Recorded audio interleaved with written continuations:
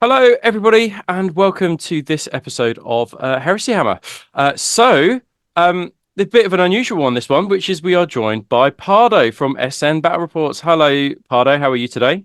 Hello, everybody. I'm fine, perfectly fine. Very excited for next week, and also to dwell into the list for the event, especially with someone like you. So, Yes, absolutely. yeah, So, as if you just go to the next slide, John yeah. sends his apologies to everybody. He was planning on to be on this show, but something's come up, so he has in fact not been able to join this one. So it's going to be me and Pardo today. And what we're going to do in this episode, we're going to talk about No Retreat, which is coming up next week, which is a Horus Heresy event held in Gibraltar and held by the team over at SN Battle Reports and spearheaded by Pardo himself. I'm sure you guys have seen. I have been on SN Battle Reports before with my Alpha Legion, taking the Alpha Legion again to No Retreat. But we will get into the No Retreats business later on. This show, so a couple of things about this show. This show is going to be a quick fire episode. We're going to be talking about lists. So there's going to be no community stuff today. We're going to just get straight into it. And also be aware, please, before you watch the show any further, I would imagine, because there's some absolute whack bastards that have sent us some lists, we are probably going to use some explicit language to describe the people who sent the list as Of well as course, the list themselves. you have Just bear in mind, if you have a sensitive constitution, I would click away now. Go watch something else. But just a quick thank you to our sponsors. If we just go to the next slide. Thank you to Bits Monster, a company based out of Northern Ireland. So if you're looking for bits, they do a 10% code if you use the code Heresy Hammer, and it's free shipping over £25. So if you're looking for your Vexillas and bits to go with your Heresy army, go to those guys. And next up, we have Beowulf Miniature Printing. I literally met Beowulf in London only a few weeks ago to pick up our Patreon miniature from him, which has gone out to you guys. Thank you to Beowulf. He does awesome prints of lots of things that you would need to upgrade your heresy miniatures, things like chain axes, things like shields, things like close combat weapons, etc. So if you're looking to upgrade your miniatures, then make sure you go give Beowulf Miniatures Printing a follow and go have a look at his website as well. But without further ado, we are going to talk now about No Retreat. So let's do a quick introduction. First of all, kind of SN Battle Reports. Let's do the hard sell on SN Battle Reports. If you are somebody who, I think it's unlikely that you don't know who Steve is and SN Battle Reports is if you watch Heresy Hammer. But let's do SN Battle Reports and tell us all about that. And then we'll give you some time to talk about No Retreat in particular as well, Steve. So if you want to just talk us through those two things, take it away. So, SN is a Horus Heresy channel or a hobby channel in general with Games Workshop games, specialist games on both 40k. We're now mostly Horus Heresy, and we're doing a bit of Old World. We've cancelled out on 40k because no one gives a... the children's game. Yeah, that's right. Yeah, the children's game. Yeah, that one. The really not very nice game. We have been a team of 4 or 5 of us.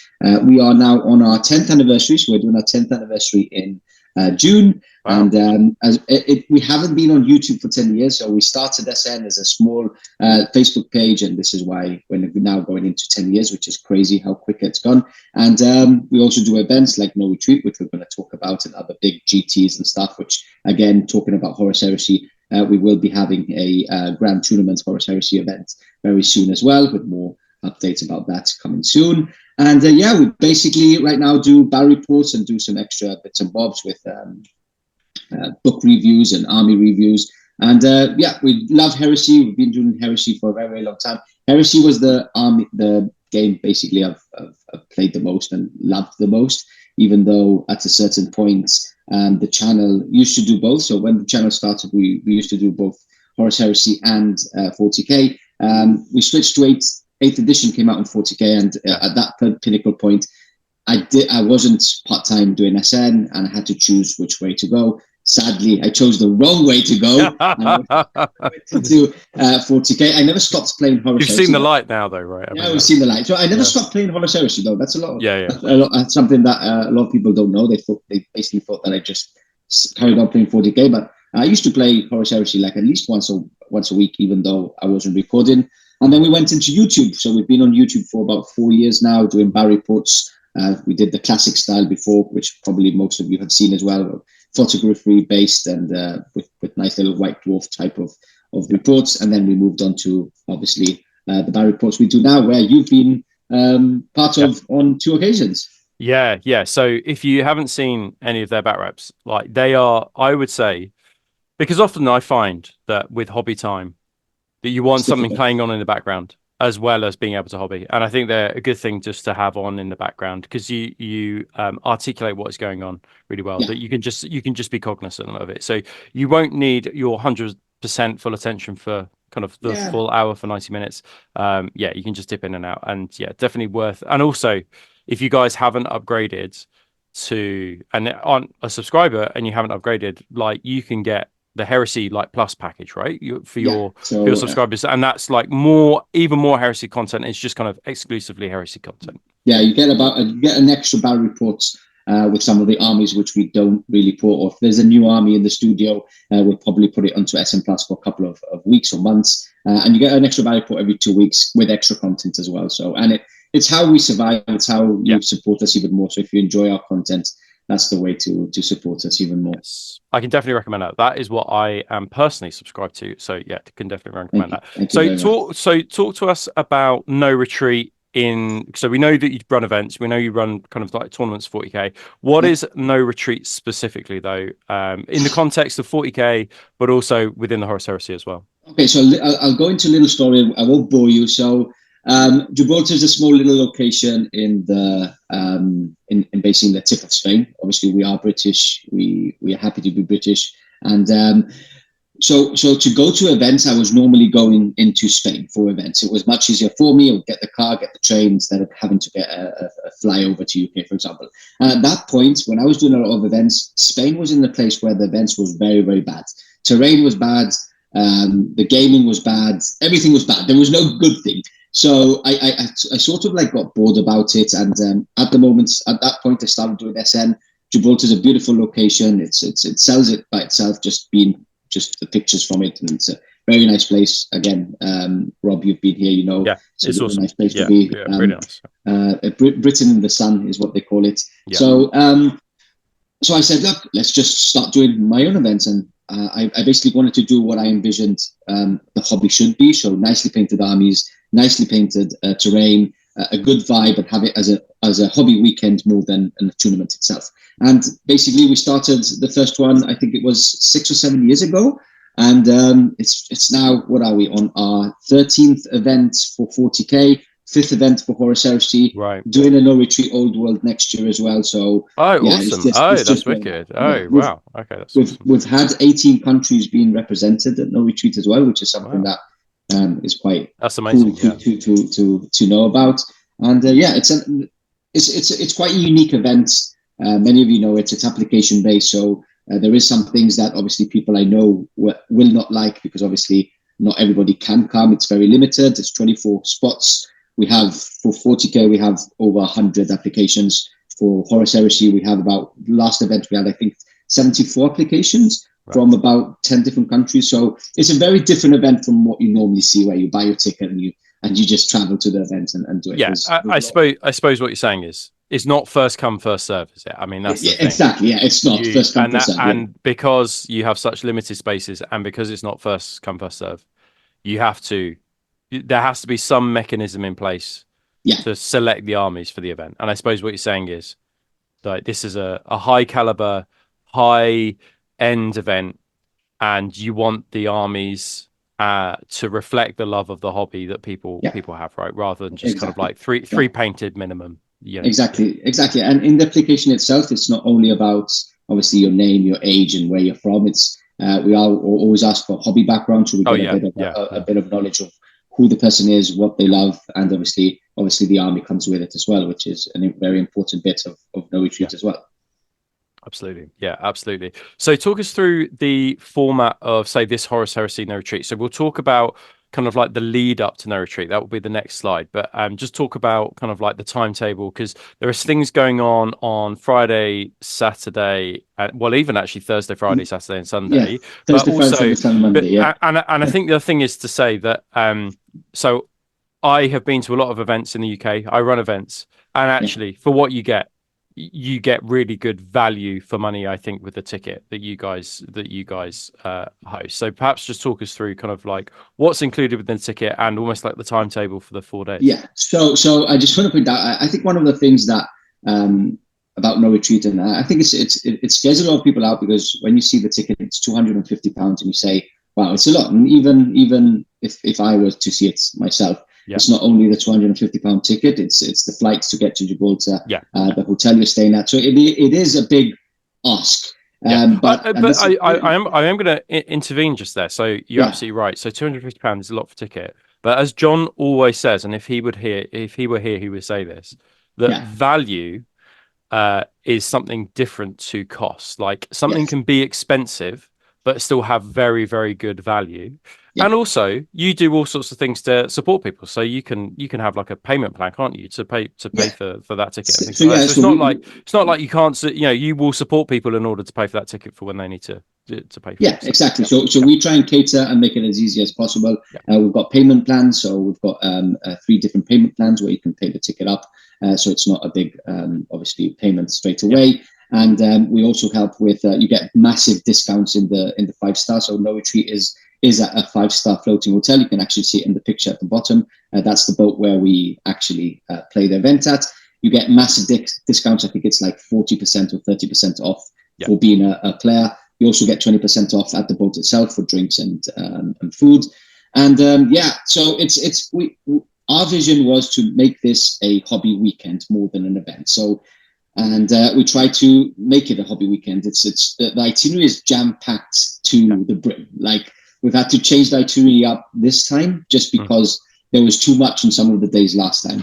We start on the Thursday. Obviously, everybody's arriving on the Thursday. We pick people up from the airport, so that's included in your tickets, which obviously helps people out and take you to the venue itself, where the hotel is as well. And then we have like a really nice game day on the Thursday. Obviously, the hall is set up already. We get a bit of a vibe of the people, go out for a meal. And then the proper itinerary starts on the Friday, where we have rock tours. So we've got rock tours picking you up in buses and taking you on a little rock tour. You get to the cable car, where again, this is included in the package itself, the ticket package. And you get to see the top views of the rock, where you see Morocco, Spain, you see 2 continents, 3 countries. Beautiful views from there. Again, you get free drinks at the place itself, again included in the ticket. And we also have the sculpting course with Amphiarus himself, so Barry Watkins, beautiful man, very good friend, and I think world renowned in the hobby world as probably one of the best sculptors out there. And you get a free class, a course of a couple of hours with him himself. And people just love it. And again, it's included in the tickets, and it starts creating a really good vibe, because you start meeting the people. You've been in a WhatsApp group with them for about 2 or 3 months. You already have a sort of vibe of who the people are, and then you start meeting these hobbyists from all around the world, because again, there's like 7 countries being represented this time.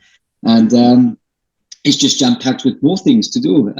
Then we have first game on Friday, where we start with the whole narrative that we have been playing for the past 2 months, and we'll delve into that in the next segment. I think there's a little map and stuff, right? We'll talk about that. We'll talk about that next. So that's game 1, which is quite important. Everybody's really excited about that, and then we have a Argentinian barbecue. So we bring an Argentinian who caters for massive barbecues, and seriously, like, everybody that tries it, and you will say these words to me, it's going to be the best barbecue I've ever had.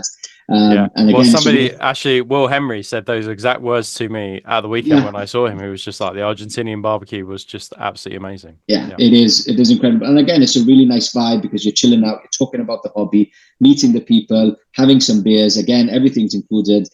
All the alcohol, all the meats, and we even like sometimes put like cater for cupcakes and brownies, and all sorts. So it's a really nice evening, first day out. and then we go on to day 2 where we carry on doing stuff. And again, more things hobby related with extra tours, dolphin safari, and at the same time you are playing the event, which just gets better and better. Yeah, so I think it needs to say this. It's a jam-packed. You'll be pretty knackered. I mean, if you were looking for a relaxing holiday weekend, it's probably not going to be that. You're going to be pretty tired after it. But I think, as we said, and as John always says, something can be expensive but have really good value, and I think the ticket has really good value. Yeah. So let's talk. Oh, sorry. No, go for it. Yeah, we've also got you get like a goodie bag as well, like t-shirts, mugs. You get your package where you've just received. Yeah. Just got hobby package, and even after the event finishes on the Sunday, we still have things on the Monday for those people that have traveled and are staying along. We've got extra tours and stuff on the Monday as well to make it worth it. And it's not uncommon if you are thinking of going and you're listening to this, being like, "Oh man, alive!" It's not uncommon for players to take their partners with them, and basically to bolt on days either side to make it essentially make it a holiday. And there's nothing stopping you from then going to Spain afterwards, is there? You're literally exactly. And partners, friends, whoever they bring. Some people bring friends, partners. They're all welcome to join us in any of the activities and all the tours. It's all for free for them as well. So it's great. It's a great little holiday. Yeah, perfect. Okay, well, let's talk about the kind of like the build up to the event. So this was something that I knew that there would be some build up, but I hadn't quite realized to the extent that the team would go to in order to get players to buy in. I think is the bigger thing I would say. So we've had a debate, and we often have a debate between people on the show when it's guests or just between ourselves. And we often say, what is a narrative event? Like, how would you describe one? And I think that as people have said in the comments before, basically there is a spectrum from just like a paragraph of fluff, and then it's just 4 objective games. To something that can be quite immersive. And actually, what you guys have done is not made just the event immersive, but also the lead up to it. So just a little bit of background with this. So a few weeks ago, Pardo essentially said, look, this is a map. It was a blank map at the time. It obviously had all the sea and the islands, etc., on it. But essentially, each legion had to drop down. They had to choose a specific place to drop down, just like a coordinate. So it'd be like S6 or whatever. And then from there, once we had dropped onto the planet, basically, we would be able to see where other people had dropped, but also 12 locations would identify themselves along with a few other bits and pieces. So say like a warp storm, bad weather, etc., warp portals. And by the time we get to the event, but next week, we need to ideally make our way to one of these kind of like these circles here that you can see. So you can see in the top right hand corner, the Imperial Fists have actually ended up in a circle. They've hot-footed it over there. And we get 1 or 2 movements a week, so we can double time to get to places, move 2 squares in a go, or we can airlift over to get there. But the aim is to get to one of those circles, and if we don't get there, there are like small punishments. They're nothing major. And remember, it's not a tournament, it's a narrative event, right? We might lose people, we might lose units along the way or guys along the way to represent the fact that we got caught out by weather or got caught by the warp storm or whatever. But also within that, we can also bomb particular coordinates, hoping that we can predict where players are going to be, are against the loyalists in my case. So I'm a traitor, so I'm hoping that we can identify. And it's interesting actually this, because the quicker you make it to a particular circle that represents the table, the more likely you are to be stationary, and the more likely the traitors are to bomb you. So the Imperial Fists have ended up nice and early, ready for a bombardment. But it's also because you might be heading in a straight line, it's also easy to predict where people might go unless they do absolutely something kind of pretty radical. I think it's also important to state that the first person that goes into a location will go first on game 1 with no stealing of the initiative, which is quite big, because you're going first, you're not going to be stolen.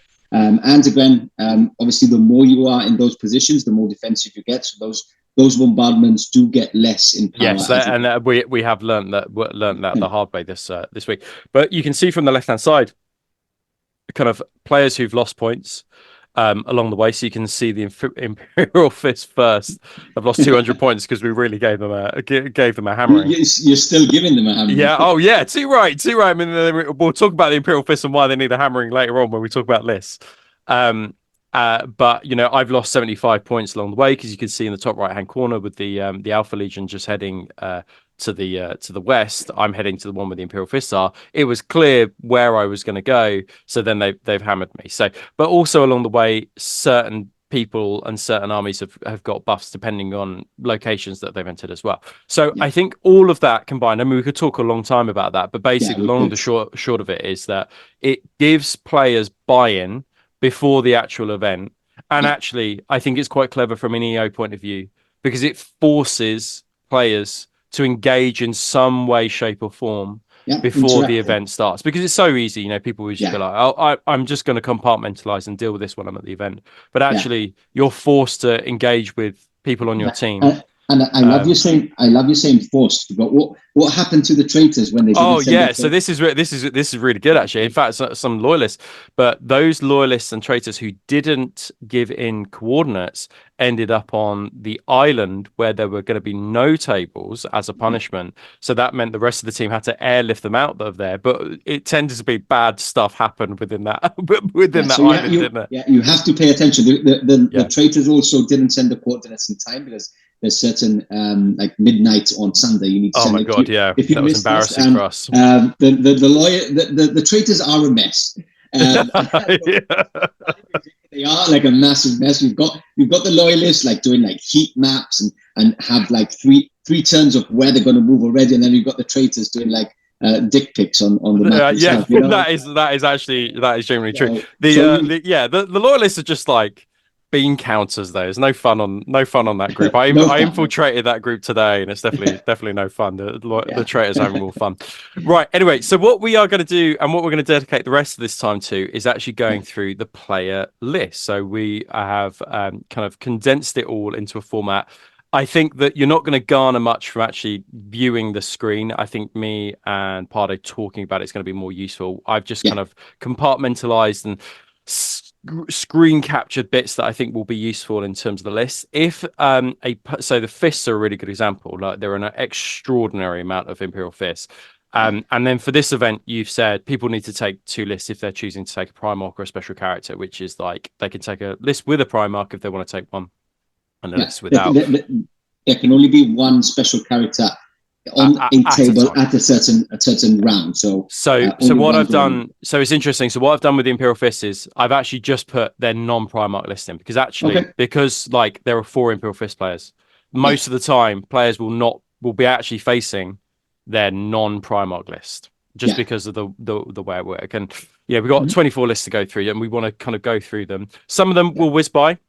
Because some of them would just be super like, this is it. And then some of them will be able to kind of pull out some threads as well. But we are going to use a sliding scale of cheese. So at the end of this, me and Pardo will give it a sliding scale. So if we just go over to the next one. Yeah. So so this is how we're going to rate them. So amateurish mozzarella will be like, basic bitch lists, right? Middle of the road brie. It's fit, it's strong, but weak in parts. So it's just like, I'd be happy to play that list. And then repugnant Stilton is like the creme de la creme, like the whack and cheese. You are a bad person for bringing this list. And basically, that's all the Imperial Fist players. I'm sorry, you guys are going to get an absolute pounding in this show today. So at the end of each of the lists, me and Pardo will have to decide whether mozzarella, brie, or Stilton. And if you think we are wrong, put it in the comments below. And if you want to rate the list as you go, write it in the comments below. We'd be really curious to hear what you think. Of course, it all will depend on your meta. Like, I play locally quite tough meta. Pardo will have Gibraltar meta. I have a brie. Exactly, somewhere in the middle, right? But I generally play against repugnant Stilton. Anyway, right, let's have a look at what's next. So these are also some of the themes, and perhaps we can go back to this at the end, or at least talk about it at the end. So when I was kind of getting this all together this morning, you noticed there were definitely common themes. So basically, you'll see loads of heralds. And I think that it's interesting, that one, because there are an awful lot of lists with an awful lot of scoring. Yes. And some people have massively leaned into the scoring. Yeah, I think it's important, right? I think there's 100%. Yeah. Especially but I mean, it's important if the missions are scoring, if they're. Yeah. So this is something that people, I think it should be mentioned. At No Retreat, you don't see the missions till after you put the lists in. Yes, I can see that. So it's interesting because some people have sacrificed, say, shooting in order to get more scoring in. Some people have a good balance between the two. But it's interesting that the Herald has been put in there to at least add an additional scoring in. I think people are hedging their bets and go, well, this non-scoring unit, I'll just add a Herald in, makes them fearless. He gets fearless as well. That's the extra bonus from it. It's just like, here's line, here's fearless. It's like 100%. Yeah, 100%. Yeah. So Master of Signals, that's really prevalent. Massively prevalent, the Master of Signals. Yeah. And that is actually linked to, I think, the fact that you're going to see an extraordinary amount of heavy support squads. And that's mainly going to be linked with Laz. And you can see the connection there. We've talked about Master of Signals on the show before. Cognis Signums, the fact they ignore Night Fight is +1 BS as well in lieu of shooting to a unit they're joined with, etc., etc. They're really powerful, but you're going to see lots of heavy support squads. Javs, I could not see a Jav that was not Laz and Multi-Melter, and there's all going to be an awful lot of javelins. In fact, I could think we could probably fill a table with the amount of javelins that are going to be on there is loads. I think it's more than normal. There was a lot. I don't know if people just want to paint them up or are they that good? I mean, on the show, we've said they are one of the best point-for-point units in the game. Yeah, 100%. Especially with no armor anymore. It's like 100%. 100%. It's interesting. I think that there's a general theme of no one person really, except for me, I'll talk about that in a bit, has lent into just shooting. There tends to be a balance between close combat and shooting. So you've got some really punchy shooting, but also some really punchy close combat. And people in general have at least one really nails close combat unit, and that tends to be in a Spartan or a Land Raider if they're not deep striking it. Recons, basically, with the exception of one World Eaters list, basically, if you see a Recon Marine, it's going to be with a Nemesis Bolter, and you'll see an awful lot. And that's obviously to get rid of characters. And then you'll see a lot of Leviathans as well. And those weapons, in general, there hasn't been a double Leviathan gunboat, but it has basically been a fist, a snippy claw, and a storm cannon or a melter. Those are going to be the common things. And if there's anything else that we spot throughout, we'll pick it up as we go. But basically, all the things on there are generally the things that I would lean into, be like, yeah, those are really good. And I think you'd see a lot of them. So any thoughts on that, Pardo? Because you've gone through all these lists, haven't you, to kind of like so I had to check them all. So I was a couple of hours yesterday, a couple of days ago actually now, checking them over. And I fully agree. I think that's something that's very special. And just a quick shout out to any people that are doing events and stuff. Sometimes if you're doing a narrative event, something as easy as not putting the missions until army lists are in is something that's quite tricky for the people to build lists with, because as we've seen, there's a lot of lists that are half and half, and I think that's because no one's risking anything before the mission. So if you have half and half, you can normally play around with nearly every mission, and I think that's something that if you're interested in something that just adds a bit of spice to the narrative, just that missions come after lists. And good assessment. I think you're right that basically people have hedged their bets and gone, well, there might be some kill points, there might be some objectives, there might be etc. So they haven't leaned into any one particular kind of because meta. If I think I'm quite a good player, quite a competitive player in the sense I know what I'm doing, I play a lot and stuff like that, and if I have a pack where I know the missions, I can actually build a list that will perform quite well in every single mission, whilst if you don't know the missions, it's a bit more complicated, which it's cool. It adds a bit more of a tactical approach to it. Yeah, 100%. Cool. Right. Well, let's have a look at the first list. We'll do the first 12, then take a break. It's quite small, as I said before, but I'm just going to basically kind of read out the key elements of the list, and then we'll kind of talk about it. So this is Alex's Emperor's Children. This is actually being run as a loyalist list. So any kind of this won't have any kind of Sonic Shriekers in or anything like that. Although it's not Sonic Shriekers are not loyalist specific or traitor specific, I suspect Alex isn't taking any.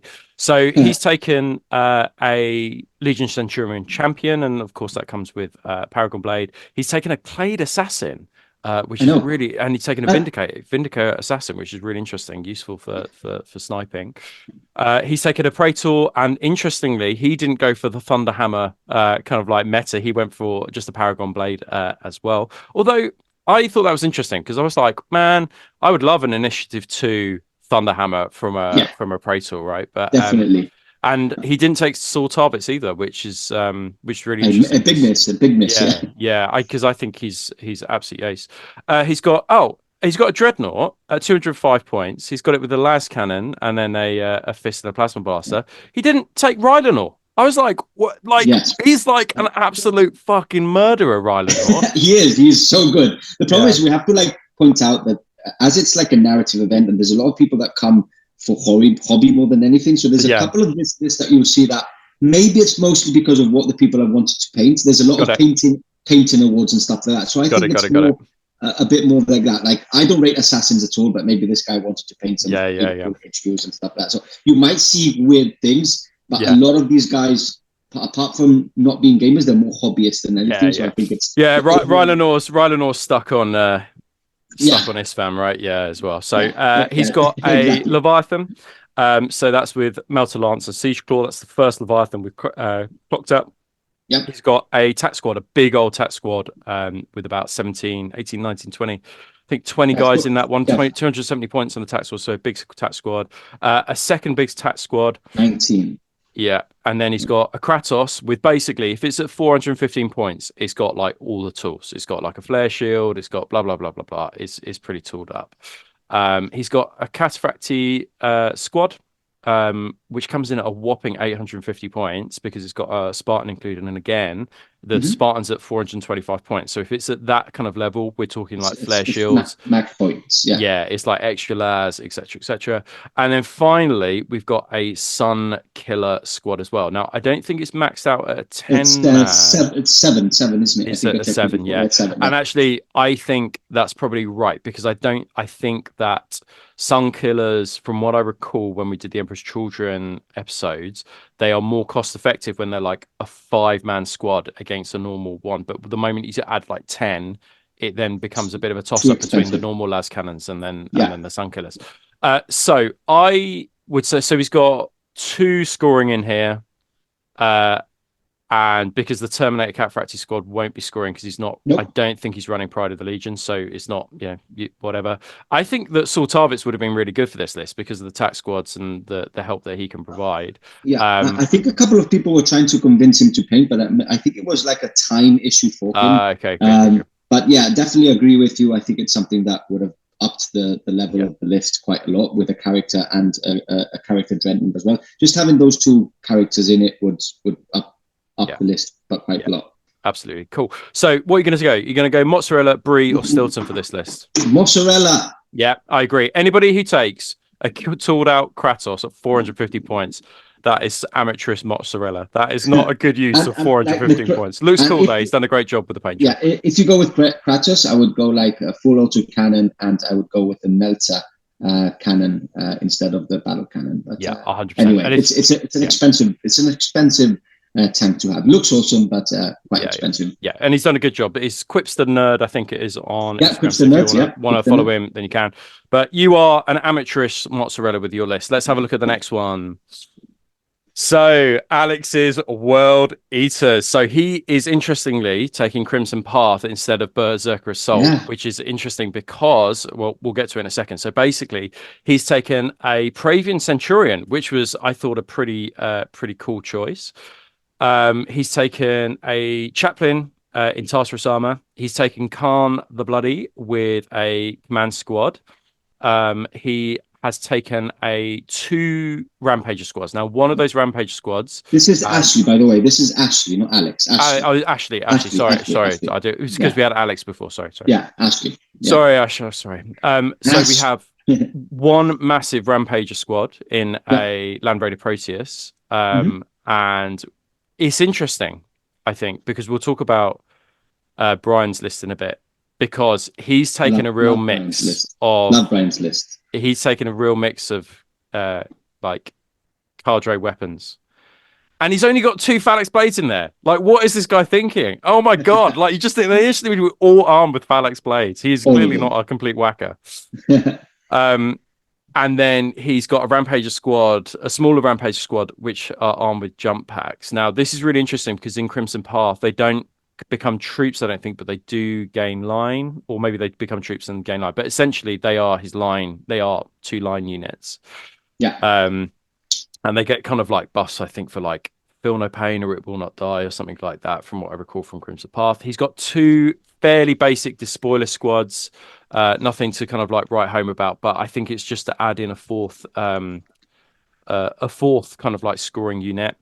And then he's got a Terminator Indomitus squad, which I thought was a really, really lovely choice. So they're all armed with storm shields and thunder hammers.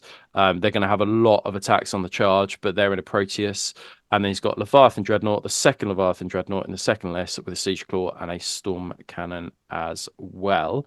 I can't recall whether or not Khan the Bloody is in a Proteus. I would have thought he probably has bought a Proteus for that, but I've just clearly kind of like cut it off unless he's kind of going to be walking it up the board.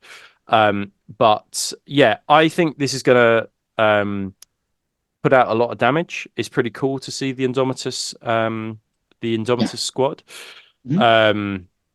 And I suspect the Tartarus Terminator is probably going to go with the Indomitus squad. So, you know, they're going to get rerolls, right? I mean, their weapon skill 4, but they're going to get rerolls with a whole bunch of attacks. But I thought this list was I thought this could be more broken than it is. So you're missing something big here. Oh, yeah, go for it. Which is the Scorpion. Oh, the Brass Scorpion. I totally missed that. Oh my god, yeah. He's got the Brass Scorpion in there. Yeah, he's got the Brass Scorpion. Because it was the end. Yeah, he's got the Brass Scorpion, which is like 600 points or something. It is. I was just checking here. It's like 600 points. Yeah, that's why the Previan is there. So yeah. So I mean, this list looks really cool. I think just by virtue of the Brass Scorpion, it looks pretty excellent. Have you been against the Brass Scorpion yet, or not? I've played it. I've played with it and played against it. Is it any good? It's okay. I think it's a bit too expensive for what it is, but it can create havoc if you take out the units that have the tools to take it down. Yeah, then it's just like running wild through. Okay, interesting. So, but if you send a couple of like a Leviathan against it, it will get multiple. It's gonna get hurt. Yeah. Okay, cool. It acts like a knight, so it's oh, interesting. Okay, cool. Yeah. So what do you reckon? How would you rate this? Mozzarella, Brie, or Stilton? I think this is still mozzarella. Yeah, I agree. I it's a nice list. It's a nice list. It's got some teeth, but the units that need to be tooled out a bit better, like the Rampager squads, for example, are like just a nice mix of weapons, you know. Yeah. And but personally, if those 2 units would be full phalanx blades, and you would have some other bits and bobs here and there, you'd be really scared to go near them. Exactly. Yeah. 100% agree. Well done, Ash. That's a really cool list, and it's great to see the addition of the Brass Scorpion. You get serious brownie points for that, but still amateurish mozzarella. Cool. What's next? Now it's Brian's one. Oh my god! Right, this list, Matt. This I can tell you already. This is not amateurish mozzarella. So he is taking Berserker Assault, of course.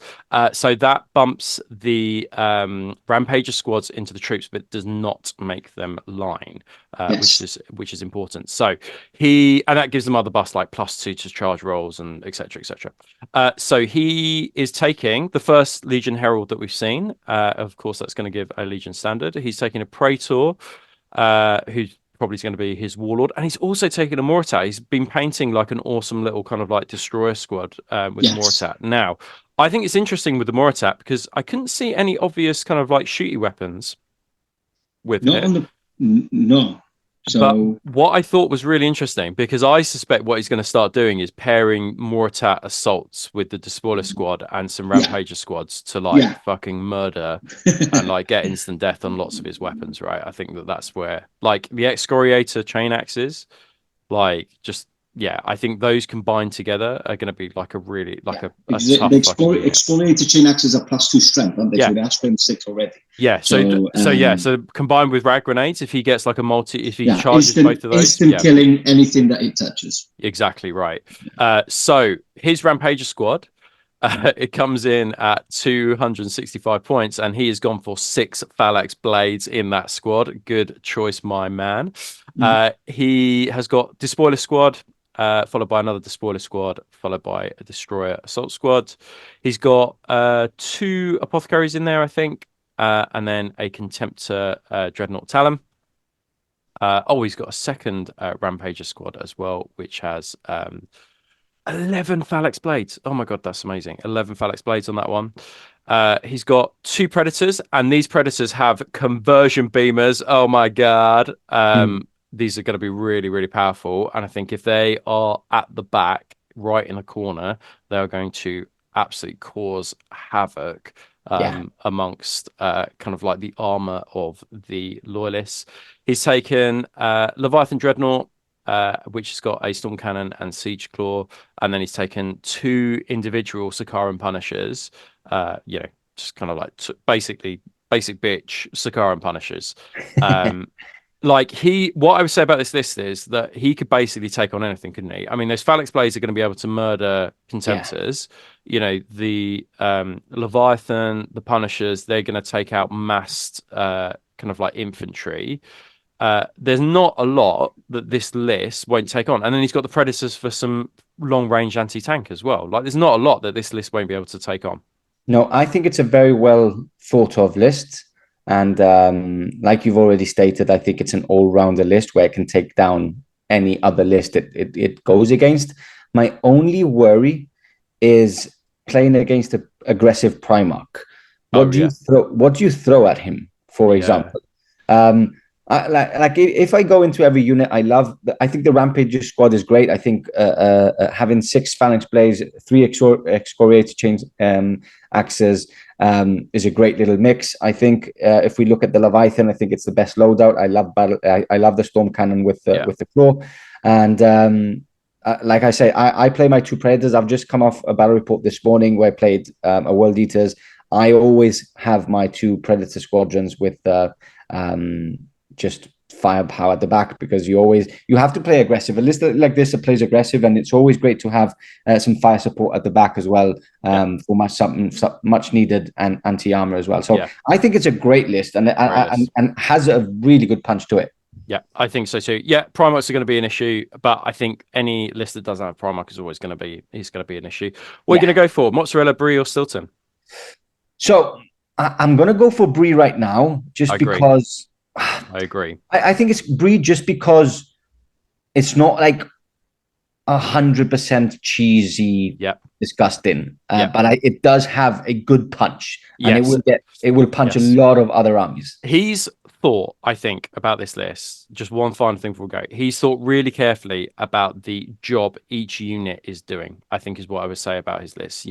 The Punishers, they are going to be for taking on infantry. The Predators, they are going to be for blinding units, like heavy support units or whatever.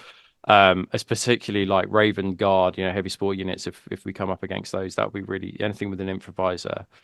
He's got the phalanx blades that will take on dreadnoughts, multi-wound models, infantry, elite units, etc. Like each unit has a specific role within the army list, which I think is absolutely brilliant. So yeah, really, really good list there, mate. Well done. But yes, we're going to go middle of the road Brie for this one. Let's have a look at the next list. So Chris and your Imperial list. So Chris has probably given a Dawn list in as well. But I have interesting thoughts about this list, Chris. So he's given a Sigismund list as well. He's given a Sigismund list. Okay, I haven't put this one up. I've given this one as a Fafnir round list with this one. So this is a stone gauntlet, already a black mark against your name, Chris.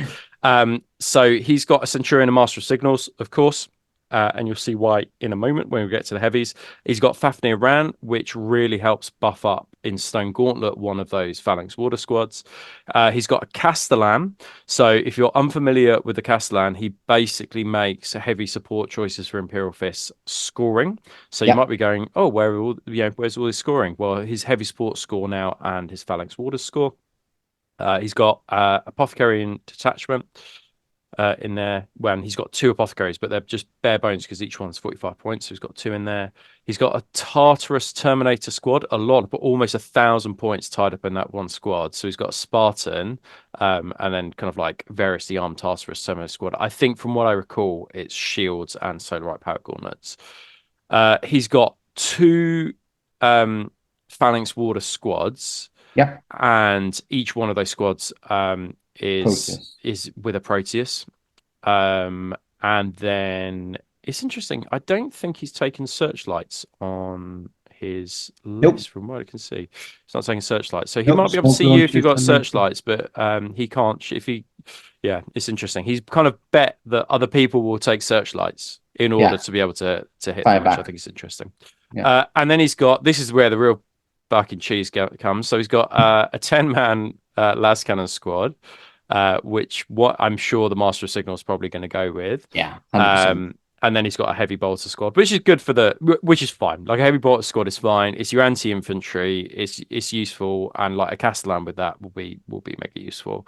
And then he's got a Leviathan dreadnought, and this is pretty tooled up, I think. So he's got Cyclonic Melter Lance and the Siege Claw, but it's also got a Phosphate Discharger as well. So I think basically, it's really interesting this. So he's given, and correct me if I'm wrong, Steve, because you'll know this list better than me, but it's interesting that he's taken Proteus. Yes. Because really you don't want I'd assume you don't want the Phalanx Warder squads charging, because they'd lose lots of their rerollable buffs. So just going on to that, so the list is pretty decent, right? It's got the best of all kinds. All you need basically is a squad of illustrious assault cannons, and you're ready to rock. But the problem with this list is that he's spending 400 points extra on Land Raider Proteuses, which you don't really need. A Rhino costs 35 base. That is exactly what you need for Phalanx Warden squad. Phalanx Warden squads perform 20 times better when you don't charge and just sit on an objective and get charged. That was literally when you get charged, you get an extra weapon skill. And you get all the rules for the extra rerolls for your invaluable saves and all that jazz. You know how the Storm Gauntlet works is basically when you don't move or charge. So you're basically paying 400 points for something that you don't really want to be delivering to charge. So Proteus is just there to deliver something that wants to charge. Actually, that's a good point, because actually I'd almost be like, I want you to charge me. I don't want to suffer the buffs that you get if I charge you. Like, please charge me out of your tank. You basically want to pay 35 points, have a Rhino, move up flat out onto an objective, disembark, and just stay there. Scoring points. You do get Heart of the Legion, so you will be on an objective, getting the Feel No Pain apart from the rerollable invulnerable save. So you would basically have 400 points to play around with for extra Phalanx squads with more Rhinos, or some more shooting, and just add some illustrious assault cannons or some dreadnoughts, some Leviathan, some contempted dreadnoughts. 400 points is a lot of points you could invest in something else to make this list go into the red zone. I tell you what would blow my mind if he just sacked off the Proteus and just gone, well, I'm just going to have squads of 20 Phalanx Warders, or like four squads of 10, because I think so for 400 points you could basically get two more units of Phalanx Warrens in Rhinos. 100%. Cool. Where are you going to put this one? Bree, I'm going to go Bree, just because I think that 400 point investment, as cool as it is, because I've seen a photo of the army, looks absolutely amazing. If we're talking about competitive lists, I would definitely drop those two. If you're a traitor, try and bait out a assault from Chris, because it's best if he assaults you. You don't want to be assaulting him and his Phalanx Warders, ideally. Cool. Let's have a look at the next one. Right, so basically I put Chris's mech on. I like, this is basically hieroglyphs to me. We've done some Mechanicum stuff on the Patreon for our Tactica videos, but essentially I thought this was quite a nice list from Chris. I don't think he's gone over the top with his Myrmidons. He's kind of maxed them out at 5 and done no more than 5. He's got some great kind of choices within the Thalax, and what he's done is kind of like equipped each Thalax, say like okay, these guys have melter, these guys have plasma fusels, these guys have, etc., etc. So each unit will be kind of given a specific job, which I think is kind of like Chris's kind of like mentality when gaming. He's one of these guys who kind of like considers, his mind as a spreadsheet, right? Kind of like thinking about how each list runs. And again, so let's just go through this. He's got an Archmagus Prime on Abeyant, and he's got a Machinator Array as well. He's just going to be super tanky and be an absolute badass. He's got a Magus Dominus and Abeyant. He's got Tech Priest Auxilia. I assume that's just to kind of like help fix things as the game goes on. He's got Myrmidon Secutors. He's got Arquita Magisterium. He's got a big squad of Absecularis Tech Thralls. They're going to be really difficult to, I assume, to get off an objective. I think, from what I remember, the Lacrimata helps the Tech Thralls, but I'd have to double check with Chris. Maybe if Chris is watching, he can just write why he's chosen Lacrimata. I'm not the best. I don't play Mechanicum and don't really play against it. So yeah, I think those two go together. So maybe Chris can just give us a brief synopsis of why he's chosen those. He's got 4 squads of Thalax, and I think that's and like if they're over 200 points, it means that there's definitely more than like 4 in a unit, apart from that 125.1. Thalax are really good as well. And if you're not, guys, if you're not played against them, they're great. If they shoot, they can then use their jetpack and then kind of like move and hide. Really, really strong. They've got Skylax Guardian Automata Manipul. I think he's given Grav to those ones. So some Grav guns to those. And then he's got a big squad of Domitars as well. So 3 Domitars, which I think is just going to get really hard. Get in combat with those, you're gonna struggle unless you're a World Eater who can just rinse through them with rending Phalanx blades. He's got a Kraknos Assault Tank, excellent choice, like awesome looking tank, and it's a bit like a badass tank. I think it's like a large blast or something. And then he's got a Myrmidon Sector host with all with Volkite, like double Volkite. So it's essentially the same job as a heavy support Volkite squad. But each one just has like 3 or 4 wounds apiece. So it's just pretty badass list. I thought that this was a pretty like nice list from Chris. I don't think he'll be fucking arse fucked with it though. This is no slouch when it comes to playing the game. But I definitely have seen worse mech lists than this. So I think he's done it well. So what are you going to go for, Steve? What do you reckon? Mozzarella, Brie, or Stilton?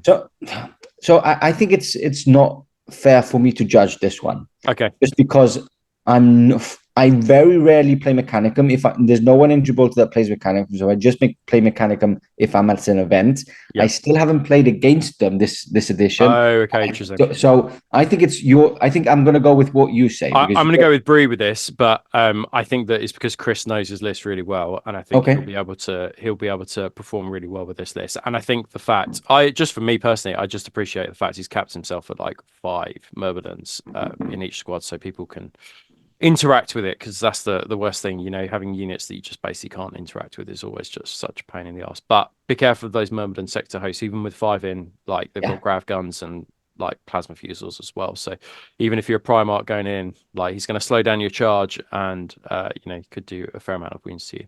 Cool, let's have a look at the next one. So Craig, Sons of Horus. So this was a really interesting list, and I just thought this like had Sons of Horus written all over it. So he's got Ezekiel Abaddon with a 485 point Justarian squad. Now that squad does have a banner in.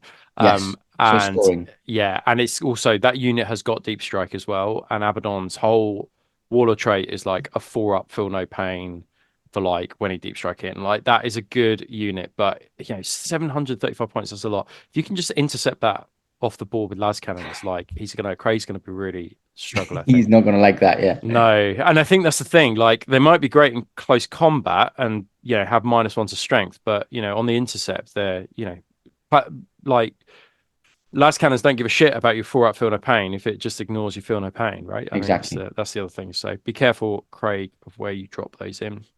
He's taken the Black Reaving, so he'll get Rage 2 on basically on units that have already subject to a charge. He'll get Rage 2. He's got Master of Signals because that's a compulsory. We'll talk about why he's got that though and where that's going to go in a bit. He's got a Contemptor. He's got 2 Contemptors. I love this.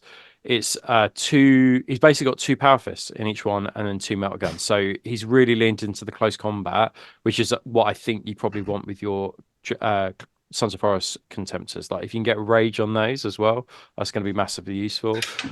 He's got 2 tack squads, one which is just running, and then a second one which is in a rhino, and then he's got a Reaver aggressor squad, and then he's got a Reaver attack squad as well. So one of those is going to be on jump packs, and then one of those I think is just like it may have, from what I recall, a rhino.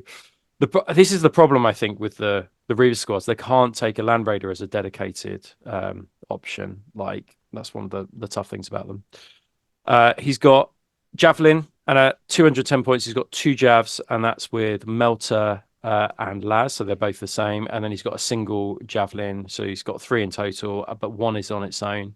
And basically I suspect what he's going to do is try with those Javelins to kind of try and charge with one of those Javs in, and then charge with the other squads. And then he's got a Sky Hunter squadron with Volkite, so just a little squadron there. And then he's got a heavy support squad with las cannons, and I think that the Master of Signals is going to go into that heavy support squad. In fact, I can tell you it will go into that heavy support squad. So yeah, so a really nice and really, I think, thematic Sons of Horus list. And yeah, if Ezekiel Abaddon and his Justarian squad survive a deep strike, like you should be scared, because they're going to absolutely mulch your lines. They're going to mess things up. What do you reckon, Steve? If you can hear me, I know you've been just dealing with those. What do you reckon? Yeah, I've been dealing with my mount. So look, it's a decent list. I think it's got a lot of good things, and I think it's a list that can perform very well with specific missions. Yeah. I can say you Rob haven't seen the missions, but I can say from the missions that we will be playing, this list can perform quite well. Okay. The problem with Abaddon, he is a monster when it comes to close combat, right? He's very, very good. But when you start adding the Justarian, which in my personal opinion aren't good for the points they cost, even though they do look amazing and they can in some way or form against some units deal a lot of damage, it's still 500 points or 735 points you're dealing on that unit. Now, from my personal experience, a unit that like this dropping down from deep strike is quite good in some missions, because if there's a mission where you get scoring points for something that is scoring on a separate of, so I can just say this, for example, right? So one of the missions is going to be frontline assaults. So frontline assaults is one of the missions from the Fulgrim book, where if you score at the beginning of your turn for anything that has line on your opponent's deployment zone, you get 2 points. A unit like that dropping down, not getting intercepted and having a lot of damage, dropping down there is going to basically win you the game, because you will be scoring 2 points a turn, and it is quite tough to shift that unit if you don't have the things to cater with it. So so, and apart from that, like you've said, look, javelins are very, very good. There's a couple of javelins in there. Sky Hunter squadrons, are not a massive fan of them, but they are fast. They can take down things. So yeah, it's like an in between. I think the dreadnoughts are good. Contemptors are always nasty, unless you bring Grav like yourself. Yeah. And but if you don't have, again, the tools to cater for them, they can create havoc. So I think, again, it's one of those lists that is an all-rounder. It's got a big heavy squad of las cannons, which is always good to counter against anything. So I think it's quite a good little list. And you're gonna go middle of the road, a nice Brie list. I'm gonna go Brie again. Yeah. I think that exactly as you say, if it has the chance to perform, it will do amazing well. If it gets blown off the board turn 1, sorry, Craig, you're basically fucked. That's the problem with this list, but really cool. I love the whole theme of it as well. I think the theme it's very Sons of Horus. Yeah, absolutely awesome. Cool. Let's have a look at the next one. So we've got Georgian as Empress Georgian. So he's been showing us lots of work in progress shots on this one. Yeah. So you'll already notice that 425 points are tied up in Fulgrim, because he is taking the Phoenician, is taking Pride of the Legion. He's taking loads of characters. So he's got Captain Lucius, he's got a Librarian, and he's got a Herald. So another Herald within these lists. Now, the Librarian, of course, is going to be given telepathy, and of course, it's going to be there to shut down like heavy sports squads and things like that, or squads that can overwatch. You know, that's what the whole thing I suspect that George is going for with this one. It's really interesting. Like I only tend to use like 1 HQ or 2 HQs, but George is like maxed out on his HQs on this one. Yeah. I'm like you. I like to take 1 or 2 only. Yeah, and max out on other things, but he probably has a plan. Yeah, I suspect so, and it's gonna. I suspect hinge around the librarian. He's taken a Terminator Tartarus squad in a Proteus, and then he's got a big old Palatine Blades squad as well, with Phoenix Rapiers, and then kind of like the Sonic Lance upgrades. Yeah, he's got an Apothecary. And he's upgraded it with Artificer Armor or a power weapon. I suspect it's Artificer Armor because it's 55 points. And then he's got his tooled up 430 point Spartan. So basically, I suspect that all the Palatine Blades are going to go in the Spartan. Fulgrim's going to go in the Spartan. The Librarian's going to go in the Spartan. And the Herald's going to go in the Spartan. Unless the Herald is going like elsewhere that I just can't see. No, but I suppose it's basically it's a party bus. Yeah, everybody's in there. Yeah. He's got a Terminator Indomitus squad with Thunderhammer and Shield, of course, because that's the option. And remember, if these guys charge, they'll be going at initiative 2 with those Thunderhammers. So loyalists, you are fucked if you get into a scrap with those guys. He's got a recon squad just for some extra scoring, but also I suspect those were with Nemesis bolters. And he's got a cheeky little Jav, and again that Jav is with double las and with a multi-melter as well. I would say this list is really compact because he's got so many points tied up in that Spartan. What's your assessment of this one? So again, I think it's a very good thing. Look, it's the first Primarch list that we're talking about. Fulgrim's a beast. Fulgrim's the normal Fulgrim is better than the Demon Fulgrim, which I always like to mention. Games Workshop, if you're listening. Oh my god, And like you say, look, if you go, that Spartan is going to be deadly when it unloads everything. Yeah. But there's a couple of negatives about having so much investment in something like that. If you're not going first. Some cheeky las cannons, blowing up that Spartan could become a massive burden on your tactics in general, just because suddenly you're sitting on your deployment zone with no extra shield to cater for any shooting that's going to go into them, and you're just walking up the field. It's going to make the list very, very slow as well. So again, I think that he probably has a tactic or something in mind to use all these characters with, but personally, as myself, I don't like to invest so many points on a party bus just because the likes of that. And you can only go one way with all that and unload onto one position on the battlefield as well. So we will be playing a lot of 4-turn games. And if you don't get there in time, or you go into one side or one flank, you just don't have time to get those points. I like the list. I like the list, but I don't think it packs a punch in a sense. No. It's interesting. If he doesn't get turn 1, and if somebody comes along with some grav speeders, for example, and just destroys that Spartan, they're going to have to walk it for the rest of the game, and you're just going to have to. You're just going to avoid them. That unit, you'll just avoid for the rest of the game, won't you? That's any player that is tactical enough to understand how the list will perform will just send everything towards the Spartan and try and slow it down as much as possible. It's got some really nice things. I think packing Terminators in the 2 Land Raiders. Obviously, the big man in the house is Fulgrim himself, who can cater for by himself against anything. Some recon squads is really good. They've got the infiltrate. They've got the what do you call it? The skirmish. So it's really good against missions where you score as from turn 1. So if you skirmish up or infiltrate up, you're probably scoring as from turn 1 with that unit. I think it's good. It's an overall nice list. I know he's a nice player as well. So I hope I'm rooting for it. But I just don't like personally to invest so many points on something like in one unit. Yeah. We're going to go mozzarella, brie, or Stilton. I think I'm going to go mozzarella for this one. Even though it's got like Fulgrim and stuff, which it's crazy to be thinking that a unit list with a Primarch, we're still going for mozzarella. I think that this is a mozzarella list.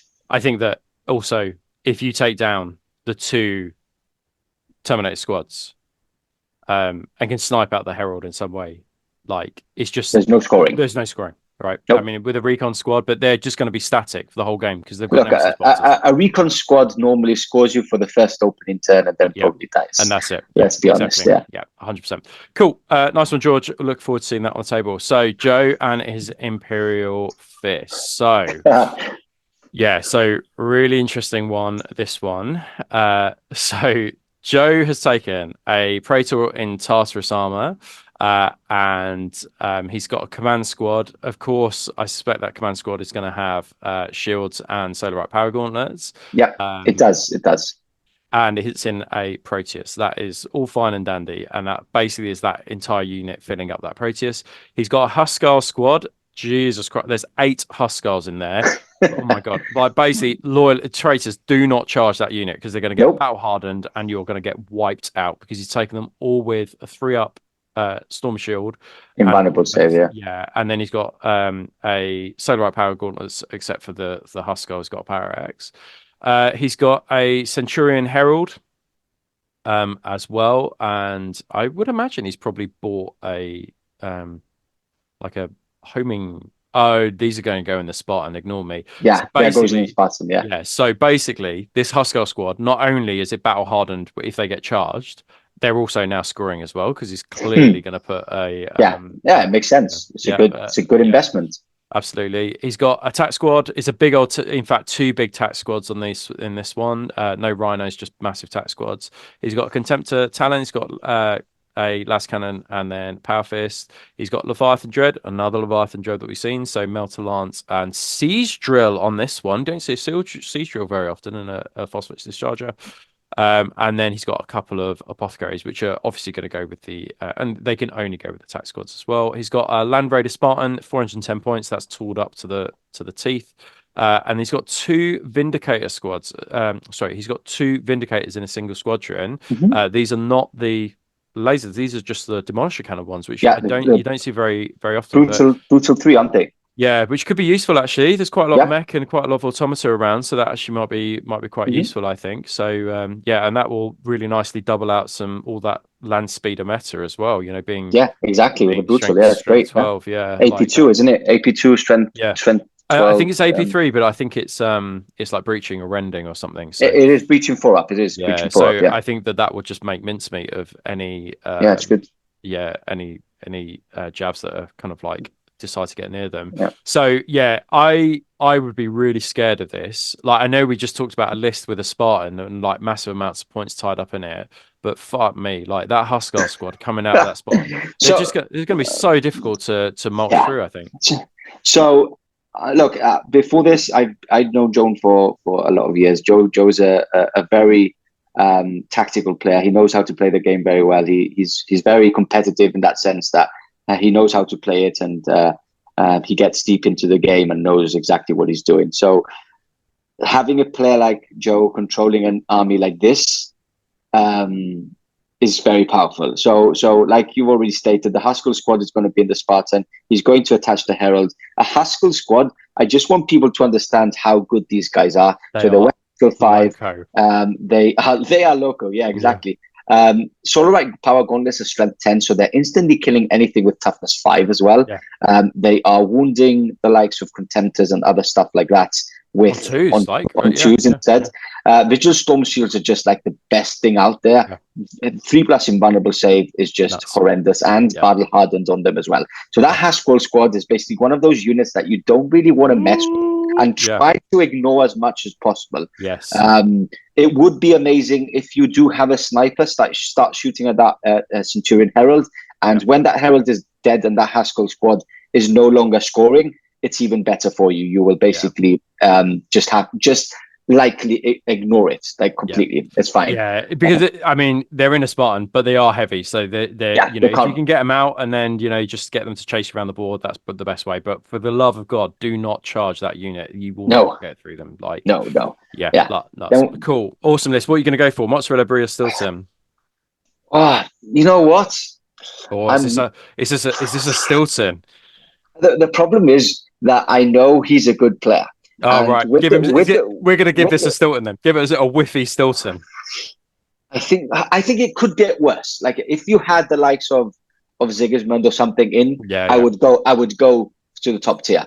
It's somewhere in between a breed. Somewhere in between. Yeah, right? it's a high breed. Okay, high breed, low Stilton. Yeah, cool. Basically, yeah. I would struggle against this list.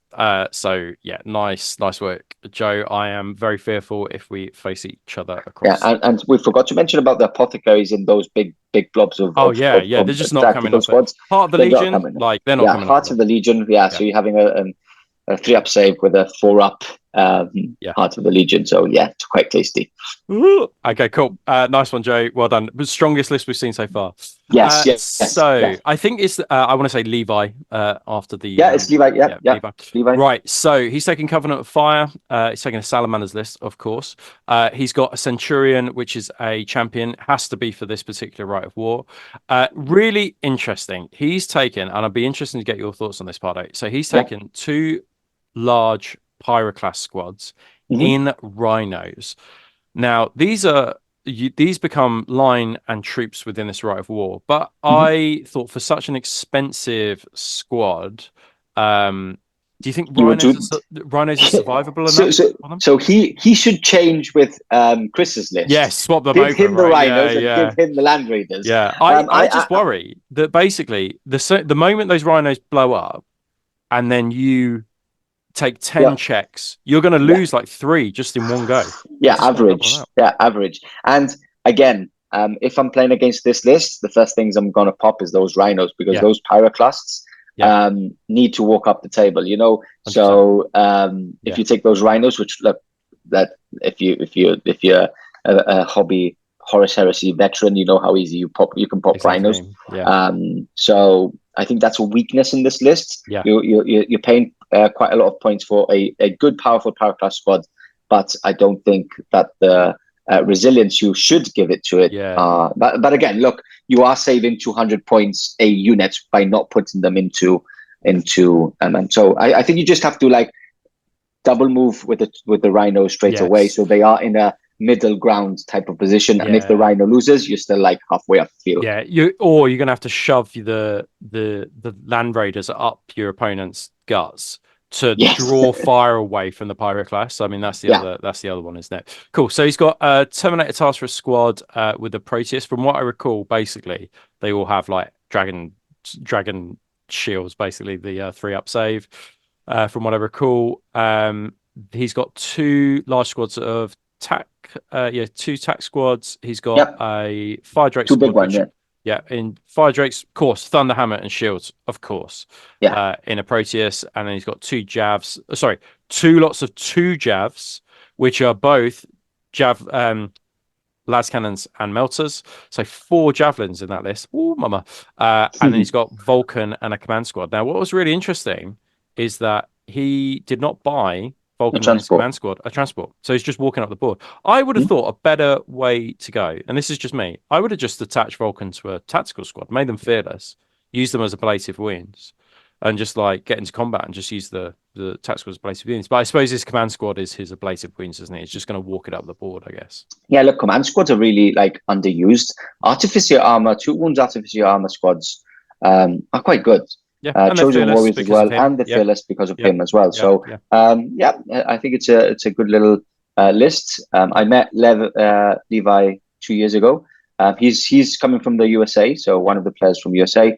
And again, I think he was a very experienced player. He knew what he was doing. He knows how to play Salamanders. So again, it's one of those lists that having the proper commander with it and knowing what to do. And like you've already stated, I think that's a good point. The Fire Drake Terminator squad in that Land Raider Proteus, if you don't go for those Land Raider Proteus tanks and go for those Rhinos, then you're missing a whole round of shooting, and suddenly those Fire Drakes are smashing you with those hammers. So, exactly. It's something that you really need to think about target priority. It's interesting. It's because he's got 3 quite serious close combat threats there, like Vulcan in a command squad walking, Fire Drakes, Terminator squad. And is it like that's 3 serious close combat bubbles that you're going to have to like deal with, and then he's got an awful lot of shooting. So, or at least like he's got the javelins which churn out a lot of shooting, and then if those Pyroclasts get close to you, they're just going to melter your. They'll just go out. Yeah. Something that's missing from this list and would be quite easy to make it like very much more resilient is having 2 apothecaries like Joe's list and adding them to those big squads of 20 Legionnaires. Personally, for me, if I'm investing on 20 legionnaires or big squads, just adding a 45-point apothecary to it is just for Heart of the auto Legion. include. Yeah, for Heart of the Legion. Yeah, combined with that. Yeah, really nice. Cool. We're gonna go for mozzarella, brie, or Stilton. I think I'm gonna go for brie again. Yep, I agree. Brie, I 100%. I think there's ways to pick this list apart. But I think it could be strong in the hands of a commander. And it will steamroll through some certain lists. Yeah, 100%. But won't against others. So it's like an in between. Yeah. Yeah, 100%. Cool. So I love this list because it was the easy one to copy and paste, and you'll see why. Right? 2 pages. So this is Liam's Iron Warriors. He's got a Warsmith, and he's upgraded it to be a Warsmith, but the only thing he's given it is a Thunderhammer. He's got 2 Dreadnoughts, and that's got Gravis Melter and just his normal Power Fist with a Melter. So this in that Talon, there's like 6 melt shots, right? So that's quite serious. He has got this absolute lunatic has got 6 Iron Circle, which is almost 1,000 points. I mean, it's cool, but man alive, this is absolutely loco. He's got Terminator Squad, all with lightning claws. I guess just walking. There was no. He's bought a Proteus for them actually for a little bit later. On the heavy support. Yeah, he's got 3 tack squads. Fine, whatever. No rhinos, just 3 tack squads. Squad of Iron Havocs with auto cannons, which are just really, really good. And then he's obviously bought the Terminators with lightning claws, Proteus, and he's got Perturabo as well. You might be asking, why hasn't he taken Perturabo with the Iron Circle? It's because with that many Iron Circles, because he can buy as a command squad, because it would have been over the 25-point allocation. So he's done it this way. So I don't think they're quite as good if they're not a command squad. But again, they're missing out on the Feel No Pain, aren't they? So but this is just a unit that's just going to be impossible to get through, I would have thought. Yeah, it's like Iron Circle are so good, but they're so slow. Again, coming back to missions where there's 4 turns, that unit is just going to, at a maximum, munch through 2 units. Yeah. So again, it's one of those units that he's spending 825 points. And then plus Perturabo on top of that as well. Oh my plus God. Perturabo, yeah. So what I can't remember, maybe you can remember, Rob, is I don't know if you add Perturabo to that unit, does the Maniple get Feel No Pain, or is it only if it's a retinue? So correct me if I'm wrong in the comments below, but I seem to remember it's only as a retinue. I think it's only as a retinue. So yeah. Okay, yeah, it makes sense, right? If not everybody would be doing it this way instead. Cool list. What are you going to give it? A mozzarella, brie, or a Stilton? This is a mozzarella, but if I controlled it, I think it could be a brie because it does have pack a punch. Look. Iron Havocs hitting on 2s, auto cannons are great. They've got rending. Tactical squads, I think he's gone for the Rite of War where the shrapnel bolters reroll 1s and all that. Can't remember what the Rite of War is right now. When you go for that Rite of War, you really want to max out on squads, maybe have squads of 20 so they're really impactful. Look, he's got Contemptors, he's got Perturabo, he's got the Iron Circle. Something that's missing here is splitting that Iron Circle manifold into 2 with 3 and 3. Giving 3 to Perturabo, giving 3 to the Warsmith, and it would have made the list much better. Good shout. Yeah, good shout. Cool. Right, let's take a break there, and then we'll join you after this advert. Perfect.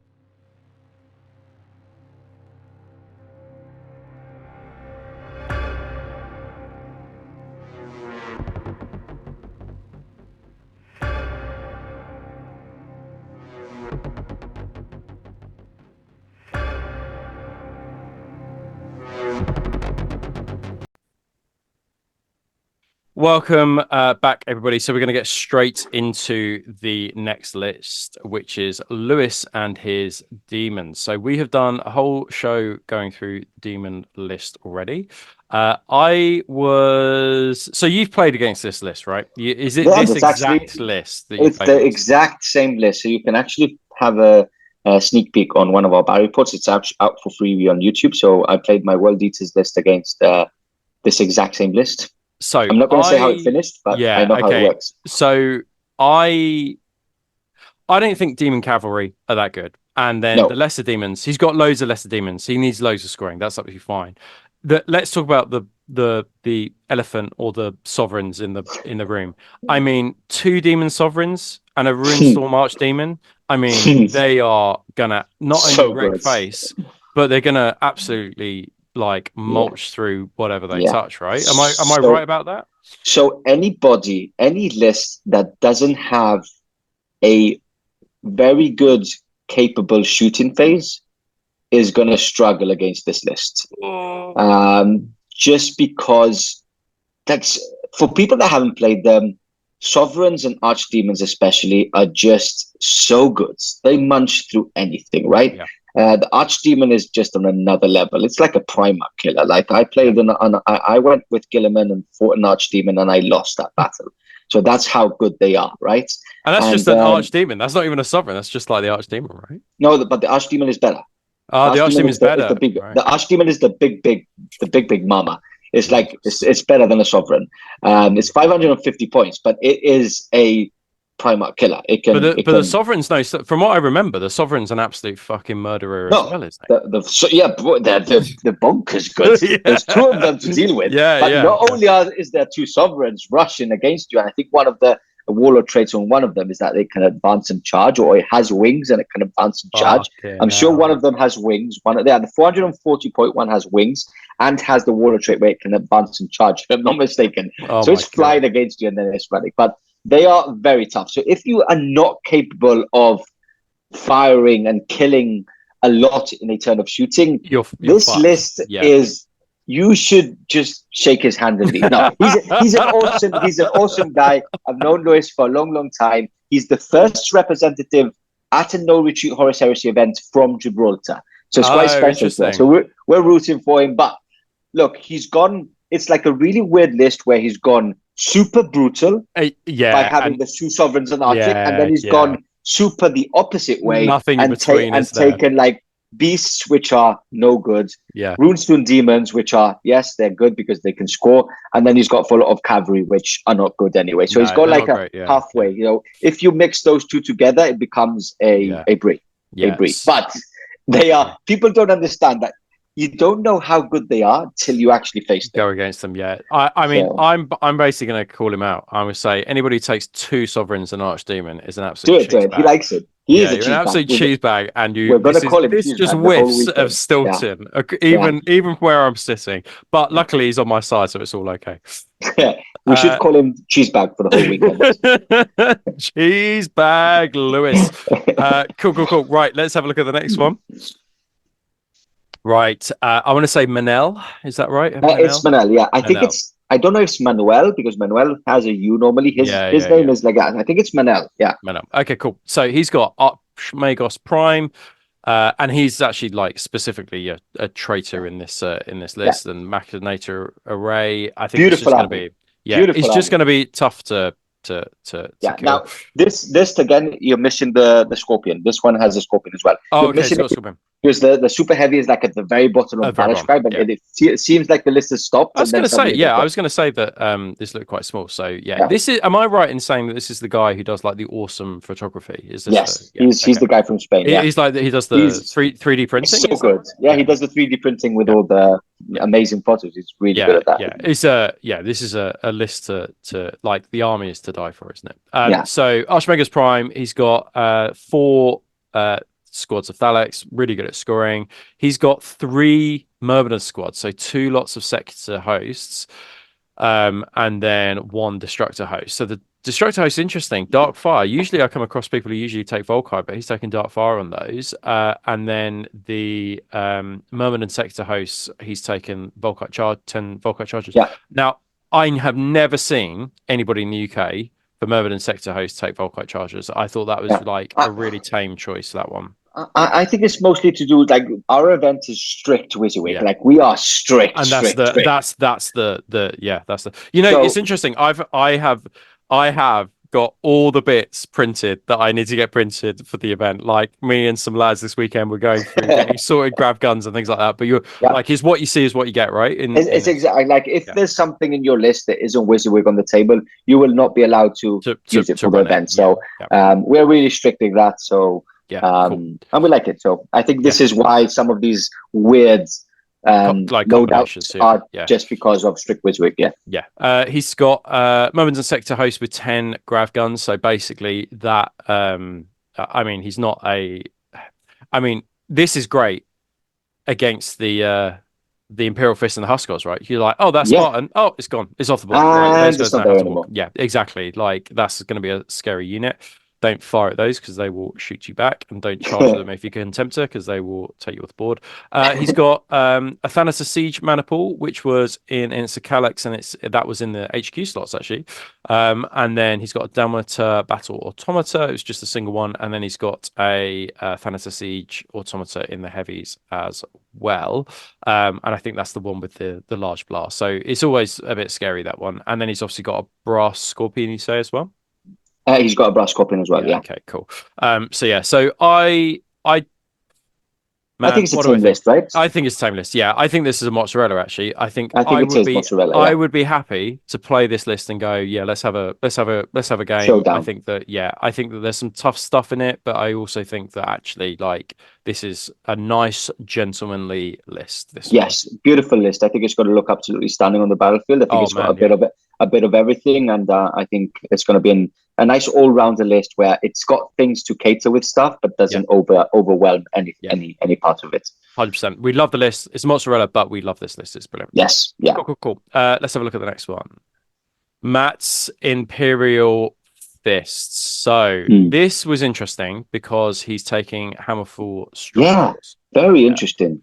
So I suppose that, I guess he would be worried about Interceptor, but what I suppose he's hoping is to either take out those things that are intercepting early on, or to overwhelm the opponent so much that they haven't got enough Interceptor to kind of like deal with it. Do it. Yeah, maybe.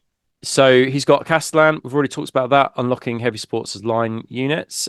He's got a Praetor with a squad of Huskars. That's great because the Huskars come with Deep Strike, and then you can just buy your gear extra there for Imperial Fists. Yeah, exactly. Yeah, you can just buy it for a Tartarus armored guy. He's got a Herald, another Herald, Steve. These things just keep on popping up everywhere, right? Is that 5 now? Yeah, I think it might be. They're popping up everywhere. We've got an Apothecary. So he must have Artificer armor because it's 55 points or power weapon. Yeah, he's got power sword. Yeah, what a Legion Inducti, which I thought was pretty cool. Don't see those a lot. He's got 2 Contemptors, and that's with Power Fist and Melter Cannon, and then a Chain Fist and a Power Fist. So he's got one for like anti-tank, well, basically a Swiss Army knife, and then one for killing multi-wound models, but also pro-barring tanks open. He's got a squad of Templar Brethren, and I think it's interesting when I read through this list this morning, it's really interesting. Like, I was like, man, there's a lot in this list, lots of tough units, but because he hasn't bought any tanks for it, right? It's basically like almost an entire infantry force. Yeah. Templar Brethren, and they're also going to be defense striking down. He's got a recon squad, and it's a big old recon squad. That it's got Nemesis bolters, and that is a great example. He's like, all right, okay, you see that Master of Signals over there that's going to disrupt my deep strike? Fucking gone, because I'm going to kill that motherfucker. He's going to have a field day with those heralds when he faces them. Yeah, honestly, yeah, like everyone's Master of Signals gone, everyone's heralds gone, everyone's warlord fucking gone. Breach squad, deep striking. I mean, it's not going to be doing much assaulting, but it's going to land exactly where he wants it to land on an objective. Attack squad, and then he's got 2 heavy sports squads. Now, these heavy sports squads are fucking kitted out. Like, one is for las cannons, and then one is for Iliastus. Now, fuck me. Oh, yeah, I think also with the Iliastus squad, he took a Rhino, so he's not deep striking it. I think this might be one of his only tanks. But so there's 2 tanks, right? There's the tactical squad has one, if I'm not mistaken. I was checking this list before. Yeah, so there's two Rhinos. So the illustrious assault cannons, personally, for me, I think they're great with Rhinos, just because they're not heavy, so you can basically disembark and fire. And you can just stand on objective, right, and just fucking mow anything down that comes. Anything with the rending. It's like strength 6 rending. It's like you see that Spartan, I can still go through it. It's crazy, isn't it? Yeah, it's nuts. Yeah, so I think he's got quite a strong onboard presence, but then to get rid of some units, intercepting units, and to get rid of Master of Signals, and then he's got quite a strong deep striking element as well. And you want the Huskars charging you, not the other way around. So. Yes, really, really interesting. But they'll pack a punch with those shields and with Solar Power Gauntlets. So I don't think this is a weak list. I think it could all go wrong if it's disrupted and you can't kill a Master of Signals. But Yes. I think that if it works, it could do really well. But Yeah. I don't, I look at this list and go, you know what, I'd play that. I don't think there's too much issue with this list. But No. he's got two heavy sport squads in there. So I'm actually, just for that fact, I'm going to call it a Brie list for me. Yeah. I think that's where the list gets tasty. I think those two heavy support squads are basically the units you want to take out as quickly as possible. But they're quite difficult to take out because you need to fire that, and they're definitely going to fire back at you. That's going to be quite difficult to do. Apart from that, the only downfall for this Rite of War, personally for me, is that if you're going second, any player with a bit of knowledge will just screen you as much as possible, in the sense that if you play your movement phase very, very aggressively and move up towards the middle ground, Hammerfall is a bit of a not very good Rite of War, just because you can deep strike fine, but you're still deep striking on your side of the battlefield. That's the only weakness. But I like the list, and I agree with you. Between the two contemptors and the two heavy support squads, we're taking it to a Brie. Yeah, nice one. Cool. Let's have a look at the next one then. So, Sons of Horus again. So this I thought was a really interesting list. So this was Max's. He's dumped. Well, we'll talk about the troops' choices in a second. So he has taken the Black Reaving, so similar to the last Sons of Horus list. He's got Master of Signals. It needs to be in there. He's got a Chaplain Centurion Tartarus Chaplain in there, and he's got Varen Ashuradan. Now, I think Varen Ashuradan might not be, his combat output is amazing, but he's one of the most survivable kind of single models in the game. With his rerolls, it's absolutely... He's got Battle Hardened, hasn't he? Got Battle Hardened. He's got Battle Hardened. If he chooses to take an invuln on himself, he can re-roll that invuln. Exactly. And then, he's very survivable. What I think he's missed out on this list actually is an apothecary wherever Varen is, because he's Battle Hardened, it means that even on strength 9, he would still get a Feel No Pain. I just think that he missed the trick on that one, which just makes Varen even more survivable. However, he's taken 2 Castroferum Dreadnoughts. Now, one has got Gravis Lascannon, and one has got Power Fist with... 2 Power Fists. Interesting, 2 Power Fists. It's interesting. That's weird. Point for point. Castroferum Dreadnoughts for close combat are really bad because they can't run up the field. I'm telling you that they're bad, with my Space Wolf list having 3 with dual heavy weapons. So they're just bad just because the low weapon skill. Their movement, I believe, is 5 or 6 only. It's really slow, and you can't run because they're heavy. So having close combat with them, again, it's probably a WYSIWYG thing. He's painted it up. He doesn't have time to paint anything up, and he's probably done that.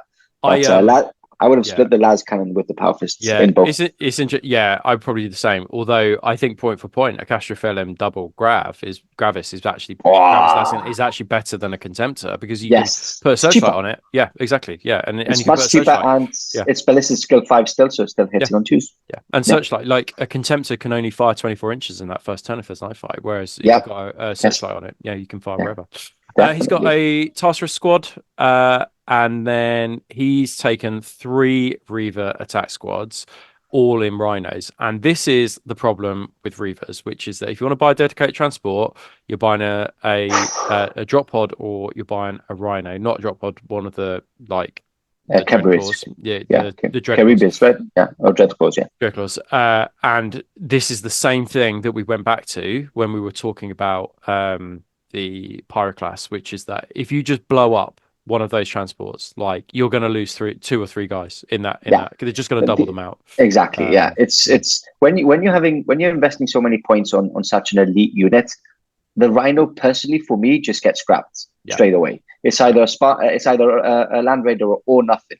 And the only other elite unit that I would pay a Rhino for is basically Phalanx Squadrons. Apart from that, I would not pay Rhinos. But again, we're coming back to the same subject where you're saving up 200 points from not taking a Land Raider to taking a Rhino. So I think the thing is that if he's clever, he'll move as far as he can with the Rhinos, and then on turn 2, he'll get out, screen his unit with the Rhino, and then you know, and then he will then run around and assault. The problem is it's not an assault vehicle. I mean, that's the long and short of it, isn't it? Yeah. And in this Rite of War, these guys always want to be assaulting because of the buffs that they get to the assault phase. They've become very good, so 2 javelins, you know it by now. More javelins, and las cannons.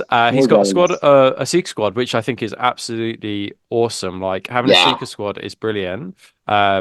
Just really nice. Yeah, and he's got Proteus for them as well, which I thought was really interesting. So he's got Proteus. He has also got a heavy support squad, which is obviously where the Master of Signals is going to go. Varen will go with one of the Reaver squads. So I think the thing about this is that he might go. There's a couple of options for it, isn't there? Yeah. I suppose it might go in the Tartarus squad as well. Yeah, maybe. Yeah, there's like 2 or 3 units he can go in actually. So I'm looking forward to see how he uses him. But interesting. Okay, cool. And then an autocannon heavy support squad. I'm going to put this as a mozzarella. I think it's a mozzarella. And what do you think? I just want to quickly tell you, what do you think of autocannons and heavy support squads? I think they're so underused. Yeah. I think autoguns are amazing in big heavy squads. Yeah. So they are good. I think autocannons are good. Las cannons are just better. Basically, autocannons are fine, but they are made much better if they've got a siege breaker with them, because often you're hoping for the 6 on the rend to really get through some serious armor.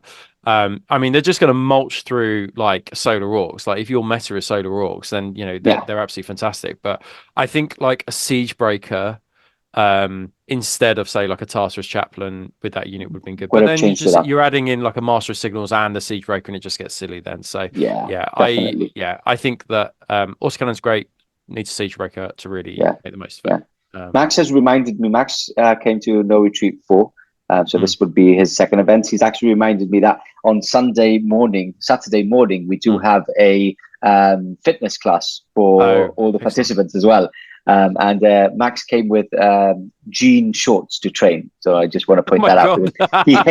He hates me saying it, and if he's watching, he's going to have shorts. That's such a fashion statement, that isn't it? It is. And he trained. He really went for it.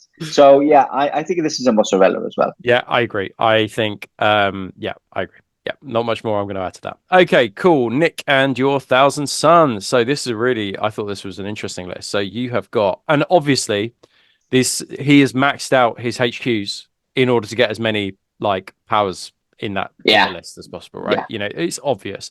So he's got Magnus the Red, 520 points. He's got Azek Araman. This is a Guard of the Crimson King list.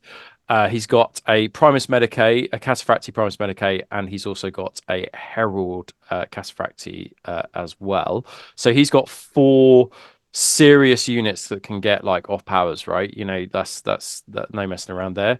He's got I think 3 apothecaries in total. I think it's 3 apothecaries. He's got a Contemptor Dreadnought with Gravis Melter and Gravis Powerfist. He's got the Kenetai Occult Cabal in a Land Raider Proteus, which is the obvious choice for them. They're a close combat unit. You want to be doing that. And then he's got a big old squad of Sekhmet. So I can envisage that he's got his Cataphracti Herald, Cataphracti Primus Medicae all in with that Sekhmet, give him Biomancy, and then just watch the world fucking burn.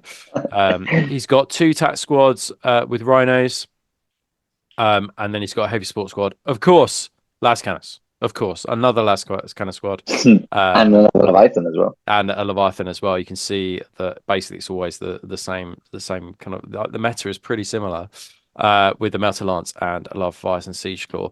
This, I think, is really interesting. Basically, if his dice doesn't fuck him with loads of perils, like, this will just be, like, fucking nails to get through. I mean, that fucking Sekhmet squad is going to be a nightmare. But if he gets fucked by perils, then, you know, he's just going to be losing guys left, right, and centre, isn't he? I mean, he's not got a lot of bodies on the board.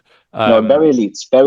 And like you say, when you have an elite army, you really don't want to be fucked by perils because you don't want to be losing bodies so quickly.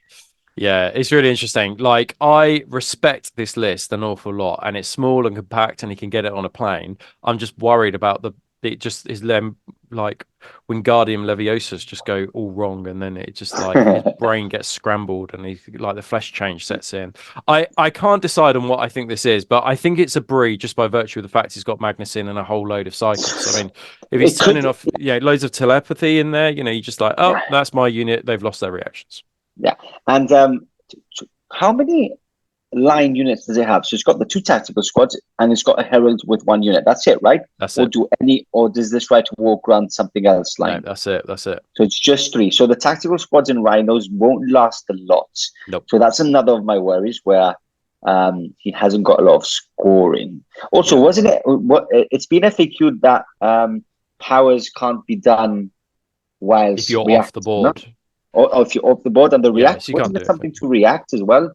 So basically I think you're talking about say like biomancy if you're about to get charged, because it says in lieu of a shooting attack, so people are like well in that I'm Overwatch, right? You can't use the pinning firing, right? You can't do that anymore, right?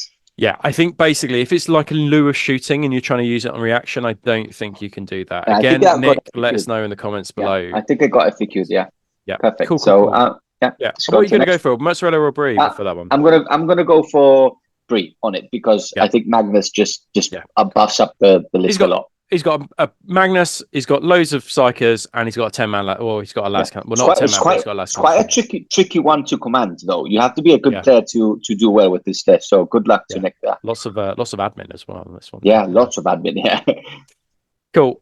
Phil and his white scars. So right at the start of this episode, we talked about kind of people sacrificing, perhaps shooting, for lots of scoring.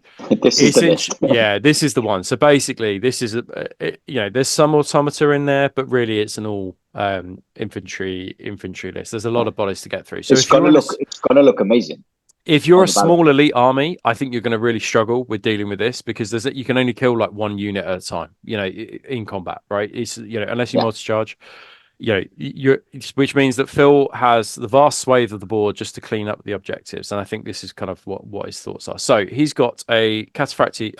First thing to say, he's taking the Sagimazan. So already that takes him into Brie. I mean, just from that alone, he's in Brie. No scoring. Shall we explain really quickly for those? Go for it. Yeah. For those new to you, you can't score any points from killing units, basically. So if there's anything that grants you a point for killing something, anything with the Sagimazan, which everything gets with infantry, basically you can't score against. So Phil is a total cheese bag, basically. it's a very, very strong right of war, very underused. We don't talk about the Sagimazan very, very well a lot, because it's a very strong one, personally.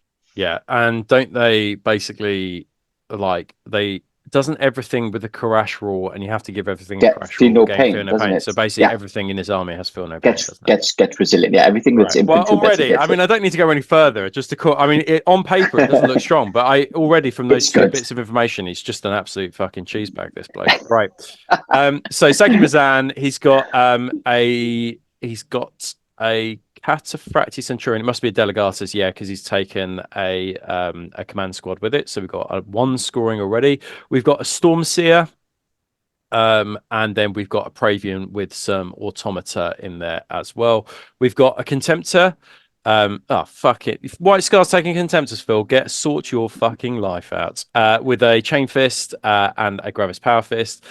He's got a Destroyer Squad, which I thought was just pretty cool, and they're really cool. They look amazing. You don't see them. Well painted. You don't see them. So yeah, really, really cool. He's got Ebon Kashig, which feels only right in that right of war. He's got Assault Squad, the Spoiler Squad. I won't go through all the stuff he's got in it, but basically he's got an Assault Squad, a Despoiler Squad, a Recon Squad with Nemesis Bolters, a Vet Squad, 3 tactical squads. Yeah, lightning squad, 3 tac squads, and then he's got Falcon Claws. So I thought this was great. So I think he's maxed out his Falcon Claws maybe to 9 guys, and they've all got lightning claws. Like we should be worried if that gets into close combat. Like that will just murder. So good. Yeah, that will murder attack squads. Like if you've got a scoring, that will just fucking rinse them. Bye-bye. Then he's got a small Lascan squad, and then he's got a small, I would have thought it's missile squad as well. So it's just giving him a little bit of anti-fly with the flak missiles, and then some blasts as well. I mean, it's amazingly well painted. it will do really well. It's It so can good. move fast. Like everything's going to have +1 to its charge roll or whatever because of the white scars rule. Because it's going to be very, very mobile. And Phil is a very, very good player. But just by virtue of taking the Sagi Mazan and a fucking dreadnought, you're a cheesy Stilton whacker, and you know you are, Phil. So I'm going to go for Stilton for this one, even though it doesn't look like it should be. I know it's going to cause people real headaches.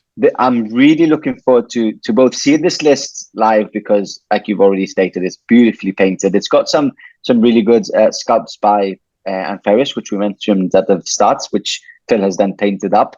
So apart from being excited to watch it, to see it, I think it's going to be very impressive to watch on the battlefield. And I think there's a lot of tactics to it, and it's a very solid list just because of the resilience on it. It's very tough to shift.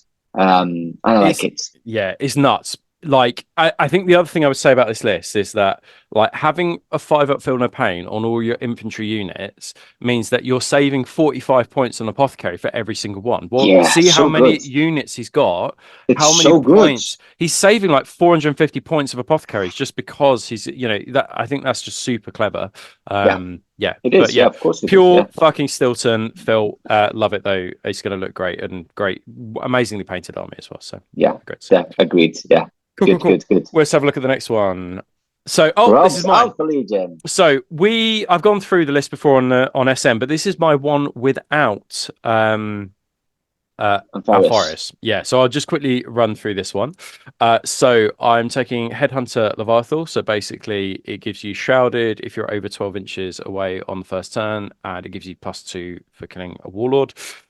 Victory points. I'm taking Master of Signals, of course, because everyone else is. And I'm taking just the Delegatus, basic bitch Delegatus with a Nemesis rifle. That's it. No close combat on him. Contempt Dreadnought with double Gravis Melter. I'm taking a 5-man Golden Kashig as my rewards of treason.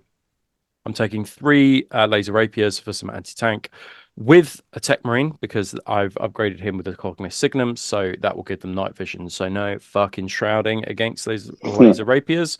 And it gives a whole host of other things like +1 to hit. I've got 2 basic bitch tactical squads. They're just armed with artificer armor. 2 recon squads, of course, with Nemesis bolters to fit the trend of everybody else. I've got 2 javelins, Melter and Laz. I've got 2 lots of 3 Proteus land speeders. They are all armed with Grav, so that is like my anti-tank there. My anti-infantry is my heavy support squad. I've got taken a 10-man Volkite squad. I haven't seen a whole lot of Volkite squads. It tends to be like lance cannons, right? Yeah, so it's interesting. You're the first. It's the first one we've seen. Got some like lots of Volkite from the mech, but not from the legions. Not from the legions. Yeah, it's interesting. And then we've got 2 Leviathan dreadnoughts.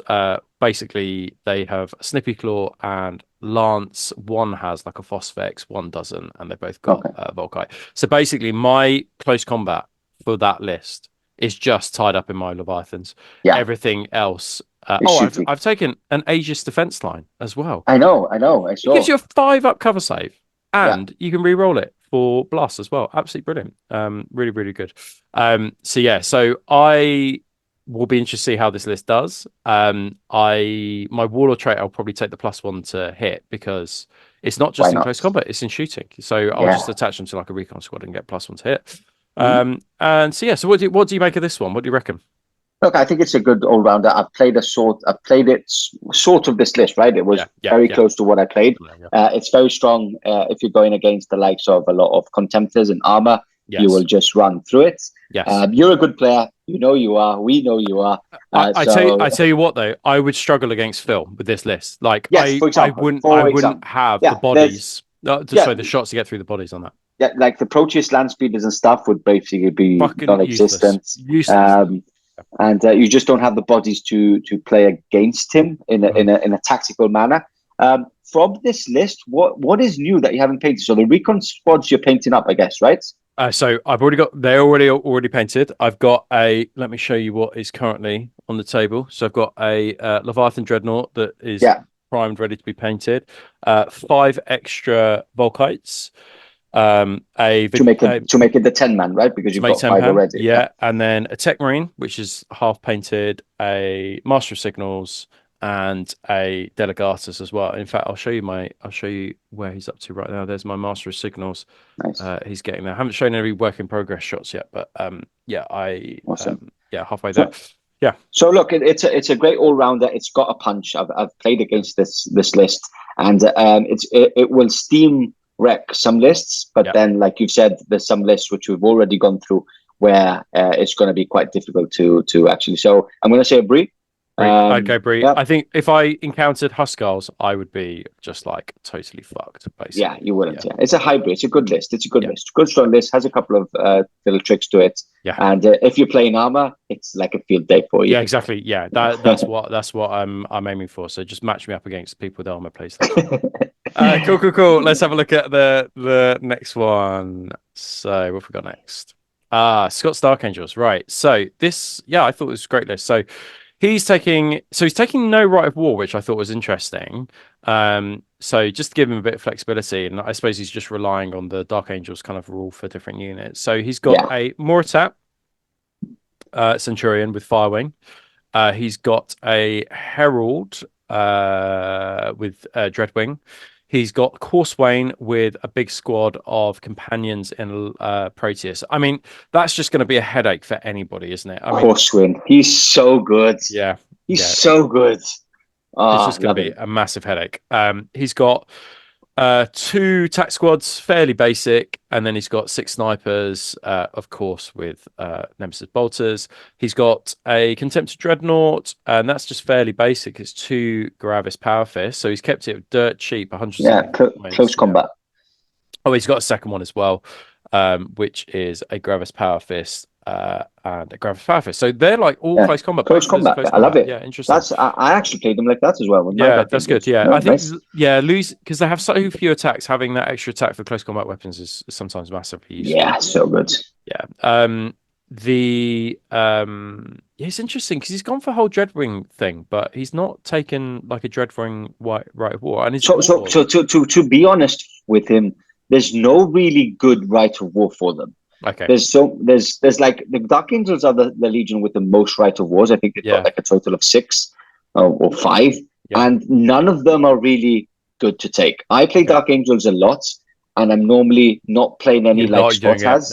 Or I'm going for what's the one with all the vehicles? Ironwing. Ironwing. Yeah. So I understand why he hasn't taken them. There's no basically Deathwing right of war.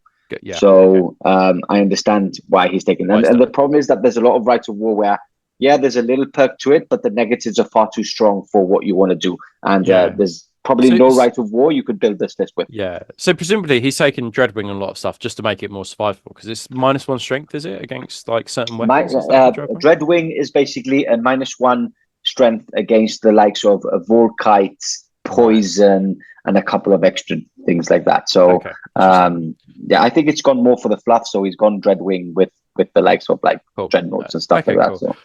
So he's got 10 Interrupters in a Land Raider, which is just going to basically melt everybody with their breaching 4-up rounds. He's got a Leviathan, which is just kitted up to the fucking nails, and it's going to have Melter, so it's Ironwing, isn't it? So because it's not twin linked, so actually having Ironwing on a Leviathan is actually pretty good if you're going. Ironwing's so good. Ironwing's just good in general for any vehicle. Is it reroll failed misses or is it reroll failed ones? Reroll failed ones against vehicles, so it's great. It's really good. So good about that's brilliant because you just like hitting on twos, reroll the ones. When you have it with Leviathans that don't have reroll, so the Gravis Las Cannon, for example, as well, it's great because you are hitting on twos, re-rolling 2 ones. You're like, okay, cool. It's got a little Scorpius Squadron, which I really like because that's going to be massively useful against the fucking heavy support meta coming to Gibraltar next week. Good to take. I thought I was going to see a lot more Scorpius. Yeah, I agree. Like I wouldn't take one because I can't take vehicles on the board. But basically, like looking at the meta, I'm like, fuck. Like I need a Scorpius because they're so good. Like hide them away. You see that last cannon squad there? It's not there anymore. So it's great. Yeah. And he's taken a Scaranarchus. It's just tooled up as you'd expect, and it's I suspect it's also got. In fact, it's 240 points, so it's got the target concealment ray. So anything kind of deep striking down, it'll be able to take down as well. You can fire. So, I actually think this is for me. This is a Brie. It's an all-rounder list, though. Everything does a job. I think it's a strong list just by virtue of the fact it's got Coursewayne in. And I think that like once he hits your lines, you're basically just totally fucked, aren't you? That's the problem. Yeah, I really like this list. I'm actually rooting for it. Yeah. It's got a really good punch for close combat. It's got some anti-shoot, anti-tank, and anti-las cannon support, so which is great. And Coursewayne is a boss. He's going to just mince through anything coming out of that Land Raider protest. We've got 2 contemptors. Everybody knows how good they are, except against you. Yeah. Hopefully we can go together. Actually, this would be a great list for me to go against. This is good. Yeah, let's see if we can organize this. You've got Land Raiders, Leviathans, and Contemptors. Yeah, perfect. Which are going to last for a turn there. And it's great. I think, like you've just stated, it's an all-rounder list, which will pack a punch against some units. You've got some Reckoning squads for some first turn scoring. We've got some Interrupters, which are always good. Interrupters, by the way, bring the Dreadwing. You can't change that. They just come with it. So, and it's good. Look, the Sicarian Arcus is really good choice for Sicarian. Scorpius is good. Coursewayne's good. So a brief for sure. Yeah, awesome. Yeah, well balanced. Well done, Scott. Looks great. This is right. I'm already going to say this is a fucking Stilton because of what Stephen has done with this. Right. So let me tell you about this list. So he has taken Templar Assault, but he hasn't made Sigismund his fucking warlord, the fucking master of the Templar Brethren. He has made his Praetor the.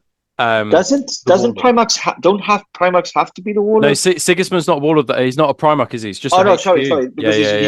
Sorry, but Stephen also has the Dawn list. I'm thinking about that. Yeah. So basically, what he's done, he's gone, okay, well, Sigismund's a fucking dick kicker, even without his warlord trait. And then he's taken the Praetor and Solar Marshal in order to make him weapon skill 6. Not only him, but the full unit. The whole unit, right? The whole unit, exactly. You are a fucking cheese bag, Stephen. And when I see you face to face, I'm going to call you a cheese bag to your fucking face. This is a very good list. So he's got Praetor with Tartarus squad, so that's obviously going to be scoring, they're all weapon skill 6 now, and the Praetor is weapon skill 7, right? And then he's taken Tylus Rubio. I do like that inclusion of Tylus Rubio, though. I think that's really, really cool.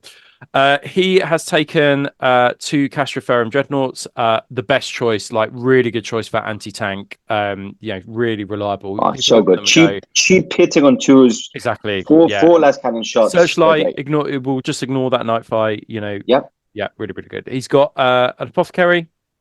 I think it must be 2 Apothecaries there. He's got a Legion Recon squad, of course, with Nemesis. And then he's got a Templar Brethren in a Proteus and a second Templar Brethren squad in a Proteus. And then he's also got a heavy support squad with Iliastus as well. It's not a big list. I assume that he's... This is very elite, but it's very good. Yeah. It's very good. It's like a sort of optim... If you're not going for the Phalanx Wardens Rite of War... this is like an optimized list for a Templar assault. 100%. He must have though a Proteus for the command squad. I would have thought he probably has a Proteus for the command squad as well, but I just didn't put that. It's the HQ is 690 points, so it has to have a Proteus in Proteus in there, for sure. Like basically, this is going to come fucking storming down your guts, and if you're not going to do something about it quickly, you're basically fucked. Like, although saying that, my list I think could do quite well against this list because I can just tie them up, pop the tanks that they're. It's got a Proteus. I can confirm it's got a Proteus. Yeah. So you got 3 Proteus, so that's like 10 las cannons, and then another 4 from the Castroferrum, and then loads of Iliastus. Like I give this list a good run for its money. I think this is a Brie list, but I think you're an absolute cheesebag, Stephen, for not making Sigismund your warlord for Templar Assault. Like, you're a fucking dirty little cheesebag, and you know it. It's great. Like, it's got the best of everything, really. Templar Brethren, for those of you who don't know, Templar Assault just grants them Furious Charge on a turn where they charge out of a Proteus. They've got 2+ saves, so they've got artificial armor. They're quite tough to shift. He's upgraded the champions with the Solar Right Power Gauntlet, so the champion has like 4 attacks on the charge, with strength 10, AP 1, weapon skill 5, probably weapon skill 6 because of the Solar Martial Rite of War. Illustrious Assault Cannons are just so good. It's so good. It's a very good list. It's a very good list. Yeah, like it a lot. But again, your list. The more I see these lists, the more I'm going to push your list into the top. It's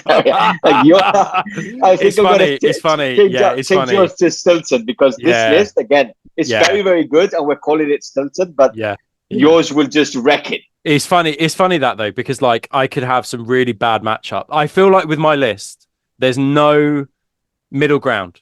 Like it does one job very, very well, and if it can't do that job, I'll just get fucked up the arse with it. That's why yours isn't a Stilton, just because there's certain lists where you just can't do anything about. 100%, yeah. But 100%. Then lists like this, where we're talking and saying that it's fucking cheese, yours would just rinse it into destroy it. Yeah, just destroy it. Yeah, 100%. You know, that's what I love about Heresy. That's what I love about it. Yeah. The other thing I haven't seen, because I was like going into this, like making this morning, just a complete aside. I was like, oh fucking hell! If some fucker takes Doredio las cannons, they'll just double out my my Proteus land speeders.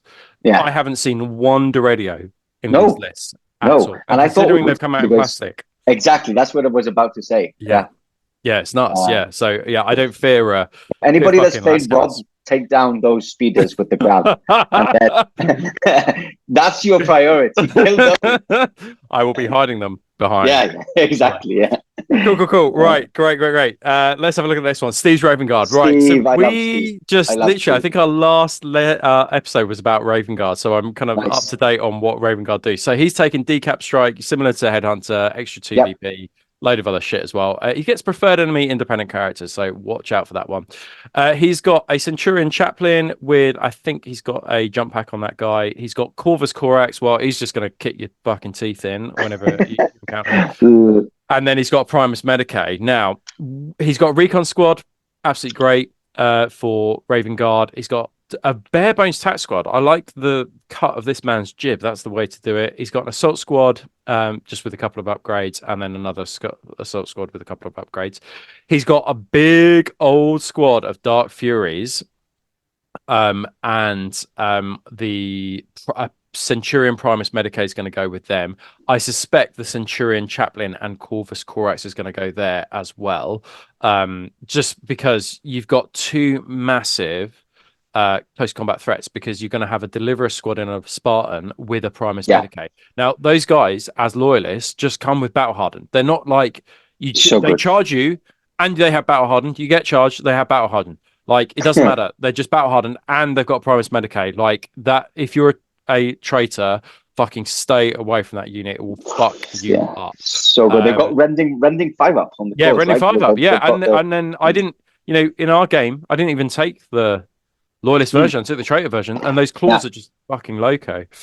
And he's got 2 javelins, of course, with Melter and with Laz as well. Like, I really like this list.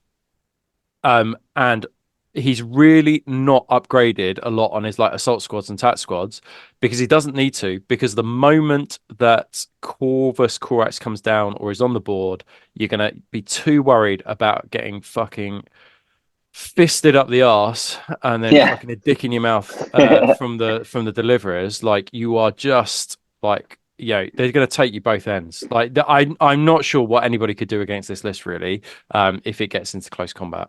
Yeah, if it gets into close combat. I would. My list would crumble like a fucking old lady's hip against this. I think. I think you. This is a bad matchup for you against him. This would just be terrible. And it's loyalist, so it could well be. It could be happening. A chance at The best I can do is kill a Spartan and then just be like, okay, let's call the end of the game. That's it. So really cool list, Steve. You know what? I'm just going to say, I'm going to call this a Stilton. I actually am just going to do it. I think the virtue of the fact he's taken basically maxed out Deliverers, maxed out Primus Medicae, maxed out Chaplains. Like, I'm going to go, this is going to be a tough list for anybody, I think. It's a tough one. The problem is, I don't think I'm going to say Stilton. I'm going to go for Brie. I'm going to go for Brie, a high Brie, like Joe was going to be this one. In between. Just because a good amount of shooting into this list, going first, can actually damage it quite a lot. And if this list gets damaged quite early on, and takes 2 turns to get into the assault phase, I think it's not going to have the teeth to actually go through the opposite end. So I'm going to say a hybrid. My prediction is that Steve's going to win every game. That's my prediction. Nice. He's going to table every opponent. That's before we finished, we have to mention how the scoring is, just for people. Actually, do you want to talk us through that now? Yeah, let's do it now, just because we're going to forget. Don't forget. Yeah. So scoring wise is very, very different. In our events, in all our events, and we've been playtesting these points for some time now.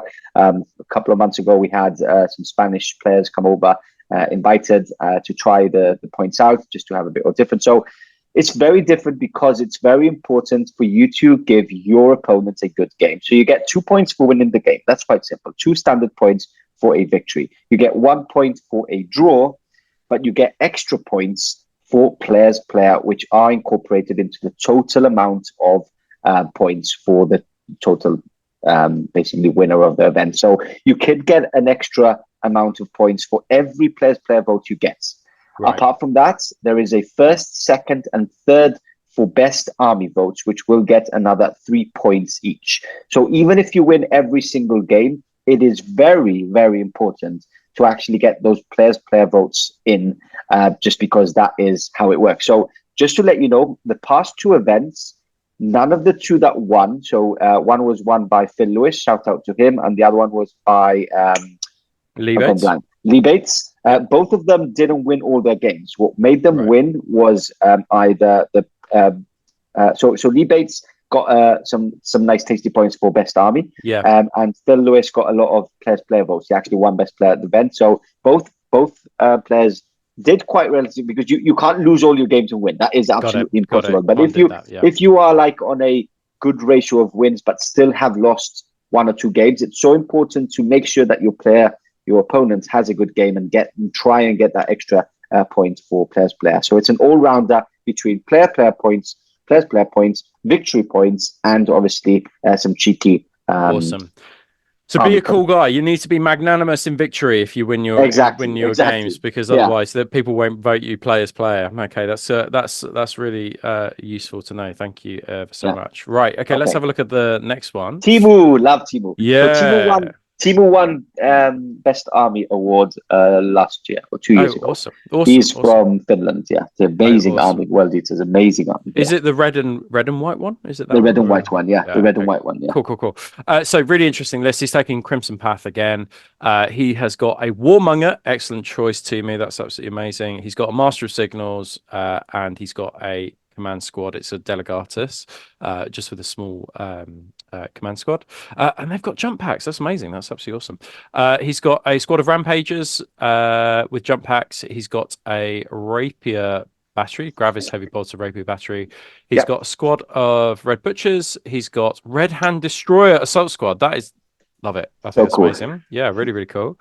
He's got a little scout squad. You don't see that very often. And then he's got people don't even know there's scout squads now. I was thinking when I put this up today, I was like, isn't that just like a Legion Recon squad? No, there's scout squads. Yeah, there's scout squads now. He's got a Despoiler squad and assault squad. So he's got actually like a fair amount of scoring in that unit, like a deceptively amount, like a lot of scoring. He's got a javelin. Or 2 javelins, sorry. Of course, with the classic loadout. He's got crazy. How many? We need to count. Someone needs to count. We need to get them all on a table, I think. Yeah, all speeders on the table and take a picture. All heralds all together, I think. Like, get them all on the table. Yeah, exactly. Yeah. And excellent choice. He's taken some Grav speeders. He's got some multi-melters in there, but it's Grav as well. And then he's got some Volkite Culverin Sky Hunters. But the best thing he has taken in this list is a Cestus Assault Ram, which I assume he's putting his Red Butchers in there. I mean, it's the only really thing he can take in there, right? I didn't think there was a lot in this list. I did wonder, like, am I missing something? Is there an Angron missing from this list or something? But yeah, I guess a lot of points are tied up in the Cestus Assault. Yeah, it's and there's very like elite units. So his Red Butchers are 300 points. His Destroyer squad is 220. You know, his Rampager squad is suddenly 370 points just because of the Warhawk jump packs, and it just adds up, doesn't it? It just adds up, adds up. And I'm gonna say I actually think this is mozzarella, but I think it's quite a cool list. Yeah, he is an awesome guy. He is a very, very cool guy. Really nice player as well. Really good player. But I think it's quite tame. I think it's a mozzarella, but he is a good player. So he always has some good tricks. It's interesting. I say it's weak, and then he goes and kicks everyone's fucking. No. I don't think he'll do that with this list, but it's got some teeth. It's got some tricks, and again, it's one of those armies that if you're not sure what exactly each unit does, you get some surprises. Yeah, the Cestus is interesting. Like he just gets style points for the Cestus Assault. 100%. Yeah, it does. Yeah, cool. Let's have a look at the next one. Tim's White Scars. So this is the other end of the spectrum. From Canada. Yeah, so amazingly well painted force, this one, right? Like loads of freehand on it. Really like moody vibe to the whole force.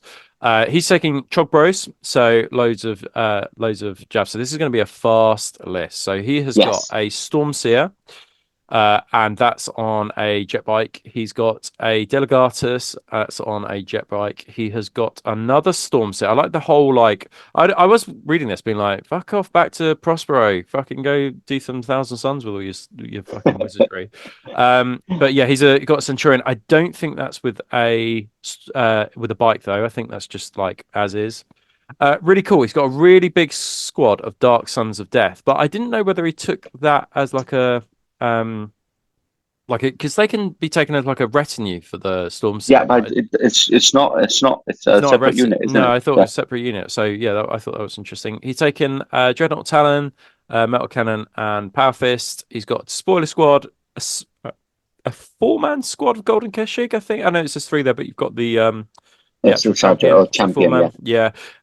Again, this goes circling back to what we said previously. He's got a vet squad in a Rhino, and it's like a tooled up vet squad as well, but it's 402 points tied up in a Rhino. Like the first thing I would go for is just that Rhino, just blow it up with a melter cannon. Rhino goes top and pop it, and then just hope that everyone fucking gets blasted with their 3-up saves. And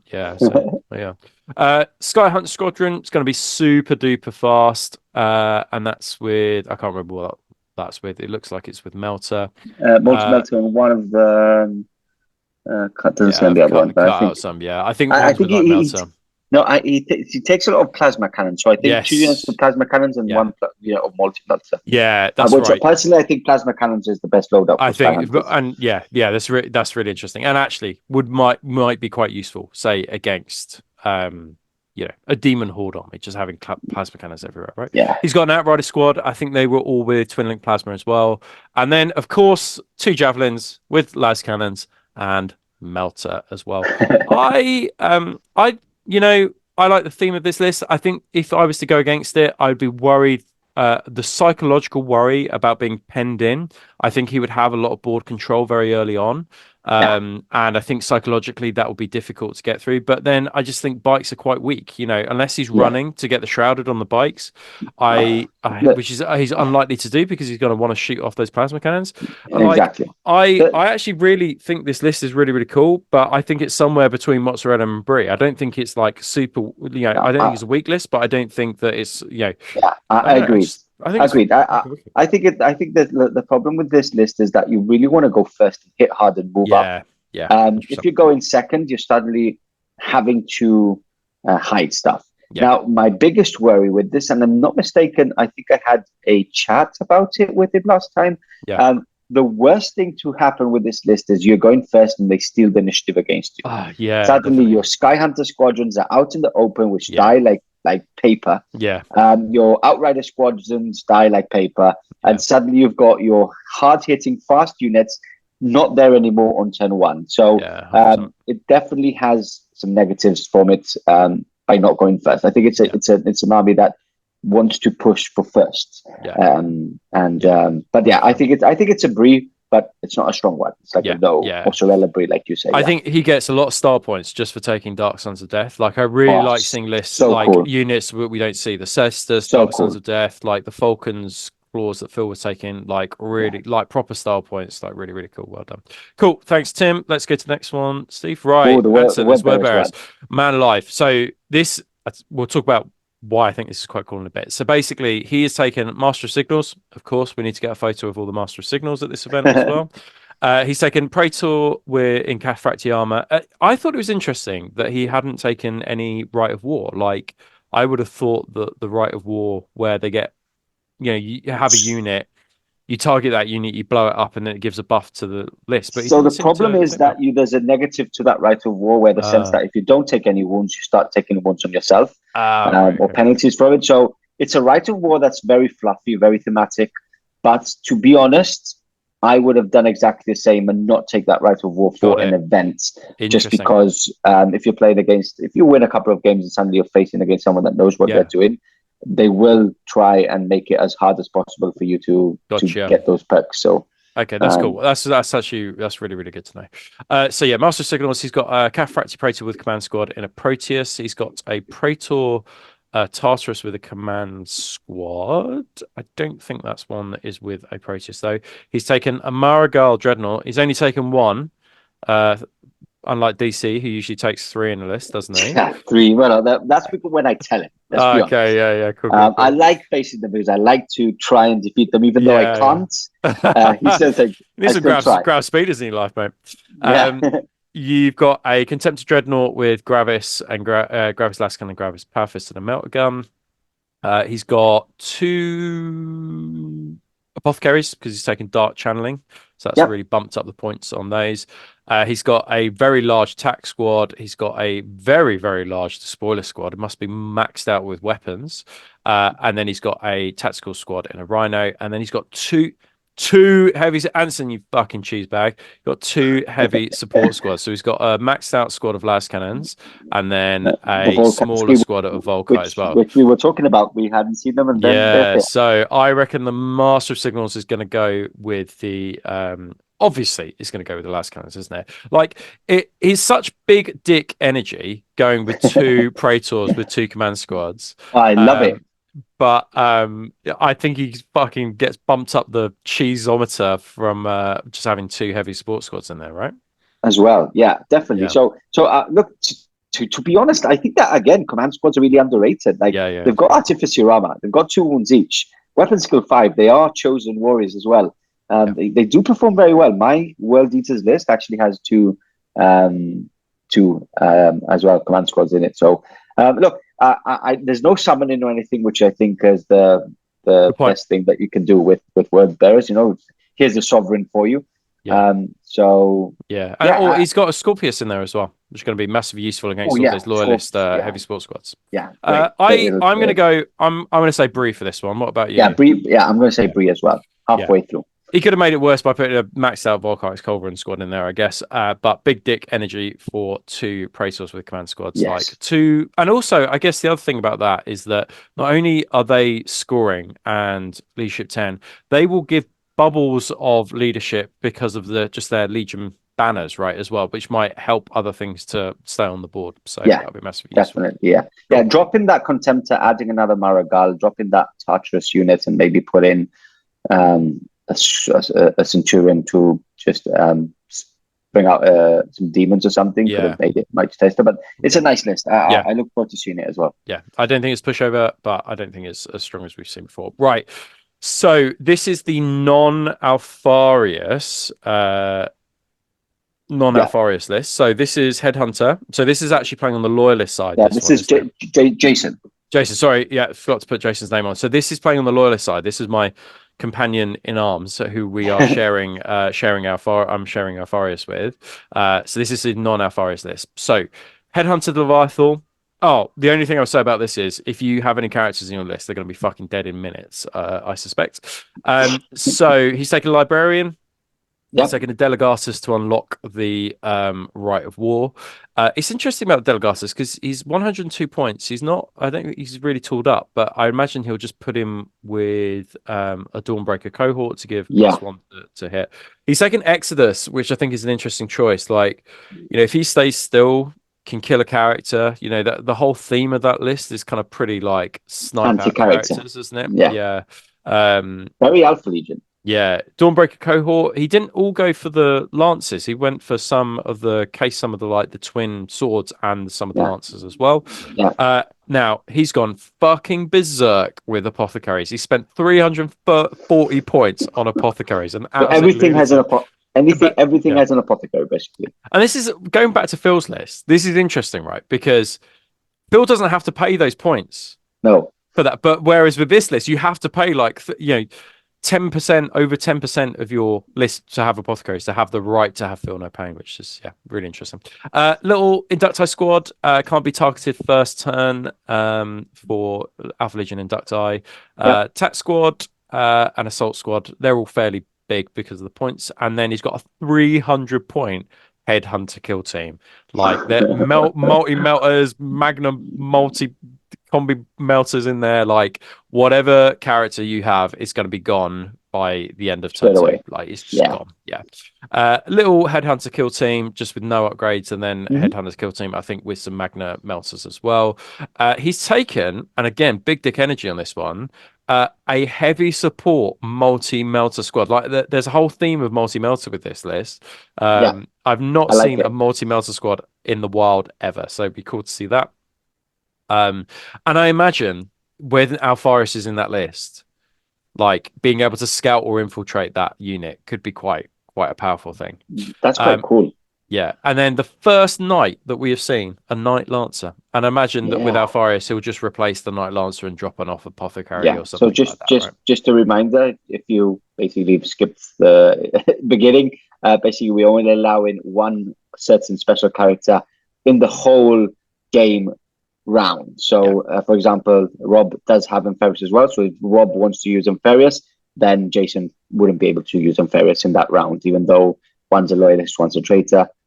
Basically, they can't. So this is why there's extra. Some players have extra lists just because to counter that special rule. Yeah, I think that this list with Alfarius could be really because you can, tasty.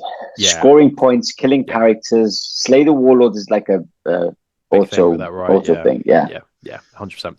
Cool, love the list. Let's have a look at the next one. That's it. That's it. That's 24 lists, man. Alive, we got through that, didn't we? So, we had a look at some we haven't themes. said. Did we say brief for this? Did we say? No. I think this is. I don't think this is Stilton, but I do think it's Brie. I think so as well. Yeah, I think that basically your Master Signal's fucking gone, your Warlord gone. Like this is going to cause a headache, I think, for people if they're relying on their. Definitely. I mean, if this went against the Thousand Suns list, you're just like, oh, Araman gone. Oh, that's like that's Herald gone. This is really going to cause a headache. Yeah. For that, but I think it's Brie because I think it takes a refined player to probably pull this off. It's a difficult list to actually play. Yeah, definitely. Yeah, it's a master. Yeah. So that's cool. It. So overall, what are your thoughts on the lists that we have seen? Are they tougher than last year's lists, or I think at No Retreat there's always a mix. I think that this is like more or less the same. I think it's more or less the same. I think maybe some people have buffed it up on that have come before. Maybe that they've thought, my list was a bit too tame and buffed it up. But all in general, I think it's always the same. You'll have lists that are tame. You'll have lists that are more competitive. It all comes down on giving your opponent a good game. That's the most important bit because you want those extra points. So, and at the end of the day, I think that everybody that comes is a hobbyist more than a gamer. Yeah. Or power game or whatever you want to call it. So I think it'll all be down to, and as well, what we have to remember is that every single game has a narrative to it. So there's big screens throughout the events hall. You will have voxcasts appearing every so often during the game time. Those voxcasts actually change the mission up or give some extra rules to the mission, which has always impact on the game and changes the game around depending. For example, on one of the voxcasts, halfway through the game, you might see a voxcast come in from one of the commanders up below in one of the ships, saying that they're going to strike an orbital bombardment in the center of the ground, and suddenly your big unit that's just about to charge gets orbital striked by someone that isn't even playing. So it could change the game quite a lot. So actually so I think that's important, isn't it? Because if you're expecting just to play every game with 3K with a list that you prepared for, knowing what your strategy is going to be, that is actually going to stress you out if you go in with that mindset. Expect the unexpected. Exactly. Just want to point out some things that could happen. Hint, hint. So, for example, orbital strike. One of the times we could have all Vox communications switched off, so no firing from intercept, for example, for that turn. And suddenly it can get dark. So one of the turns it can suddenly be night fighting when it shouldn't be night fighting. No, and all those type of things really impact the game. So we need to get that into consideration as well. So expect the unexpected, but that could be a hindrance, but it could also be a benefit. You know, if you got Huskarls deep striking down, that's going to be a hindrance if you don't have intercept. But also if you're the imperial player, yeah, exactly. So really interesting. I thought the other thing to draw out, just going right to the back of the beginning of the show, there is a definite theme in terms of units, right? Like Leviathans, Lascannon heavy support, Agreed. Heralds, Javelin speeders, like we saw over and over again. And actually, it's really interesting that 2 years on from the this edition being released, it's interesting that lots of lists are similar in terms of their makeup. I know that we saw like different lists, like Phil's list was completely different to what we saw from, say, like my list, but there is between 24 lists, there's some commonalities between them, and that's interesting because that suggests to me javelins need a points increase. If everybody's taking them, like they need a bit of a points increase. Like if everyone's taking a Leviathan Dreadnought, they might need a 30 points increase to make people decide, actually, am I going to take this or am I not? And it's good for the game, isn't it? Because you would see other units. There's so many units which we don't see, which is a bit of a sad little part of the hobby. And it's really quick. We're not asking for rules changes. All we're asking is that we know what units are competitively being used, and adding 20, 30 points to each one will just make it change considerably. So just make it harder to build a list in the sense that, do I pay for this now or don't I? Where there's a lot of auto include right now, as we've already seen. And that's what it comes down to. Like if you have a choice and everyone's choosing the same choice, then it's not really a choice, is it? I mean, it doesn't make list, which is why Timu's list is so exciting, because it's like, Assessors Assault Ram, you don't see that a lot because it's not the most obvious choice to get your guys into combat or whatever. Cool. Definitely. Well, that was absolutely awesome. Thanks for taking us through No Retreat, a bit of history about SN, and actually going through those lists. Like, I feel more confident, as a player going in. I know it's not all about winning, but as a player going in, I feel like, okay, I know what I might expect when I encounter each list, which I hope is useful to the guys who are watching, and hopefully it's been useful for you guys at home, just for like some list ideas. Kind of seeing 24 lists that are from across the globe. I suppose that might helps you guys kind of build your own list. Definitely, cool. So just a few thank yous to our sponsors, Curtain Games and Oakhampton. A great place and really reliable place to get all your Horus Heresy merchandise. The last time I bought stuff from there was two solar auxiliary boxes from those guys, so they've really did me a solid there. Who's next, please, Steve? Thanks to Gator 3D Printing, down from Gator 3D Printing, some sublime prints. I just picked up 40 of our heralds only the other day from down in Peterborough, and the prints were Trey BN. And then what's next? And finally, our Roll of Honor. So these are our top tier Patreons. We have around 130 top tier Patreons. These guys get a goodie bag from us every 6 months, and we've currently got our goodies being made as we speak. Basically, we've all been kind of like tied up and all sorted out this month, so we're really excited to show you guys those at the end of the month, but we're keeping them as a bit of a surprise. But if you have enjoyed the show and you are interested in more Heresy content, we obviously do 2 shows a month for YouTube, but we also do lots of content on our Patreon as well, and you can get tactical videos. I've just literally uploaded all the missions for Solar War today on there, so you guys can play with those missions if you want to. So don't just use the book ones, use the ones that Heresy Hammer Patreon creates as well. So you can get that for as little as £3 a month. £3 a month, you can join our Patreon. We have over 300 Patreons subscribe to us, and without you guys, we could not do the show. So thank you. But particular thank you, friends of the show, for our Roll of Honor, our top tier patrons as well. So we'll look at the next one. And then just a final sign off. Don't forget to keep on using hashtag Heresy Hammer. We're going to do a community show this month where we're going to show off more of your work. Don't forget, if you like this video, don't forget to like it. If you haven't subscribed and you're watching it, what the fuck are you doing with your life? Make sure you subscribe. What are you doing? Yeah, what are you actually doing? And if you enjoyed it, just say, yes, I enjoyed this video. And if you are one of the guys playing at No Retreat, let us know what your thoughts on the video. Let us know if you think we got our cheesometer wrong or right, or you're happy to play it. And then finally, final plug, Patreon, Heresy Hammer, £3 a month. Go sign up. It helps us to do it. But also, while you're over on Patreon, make sure you go sign up to SM Battle Reports Patreon as well. And then you can have loads of Heresy goodness to watch all in the month of May.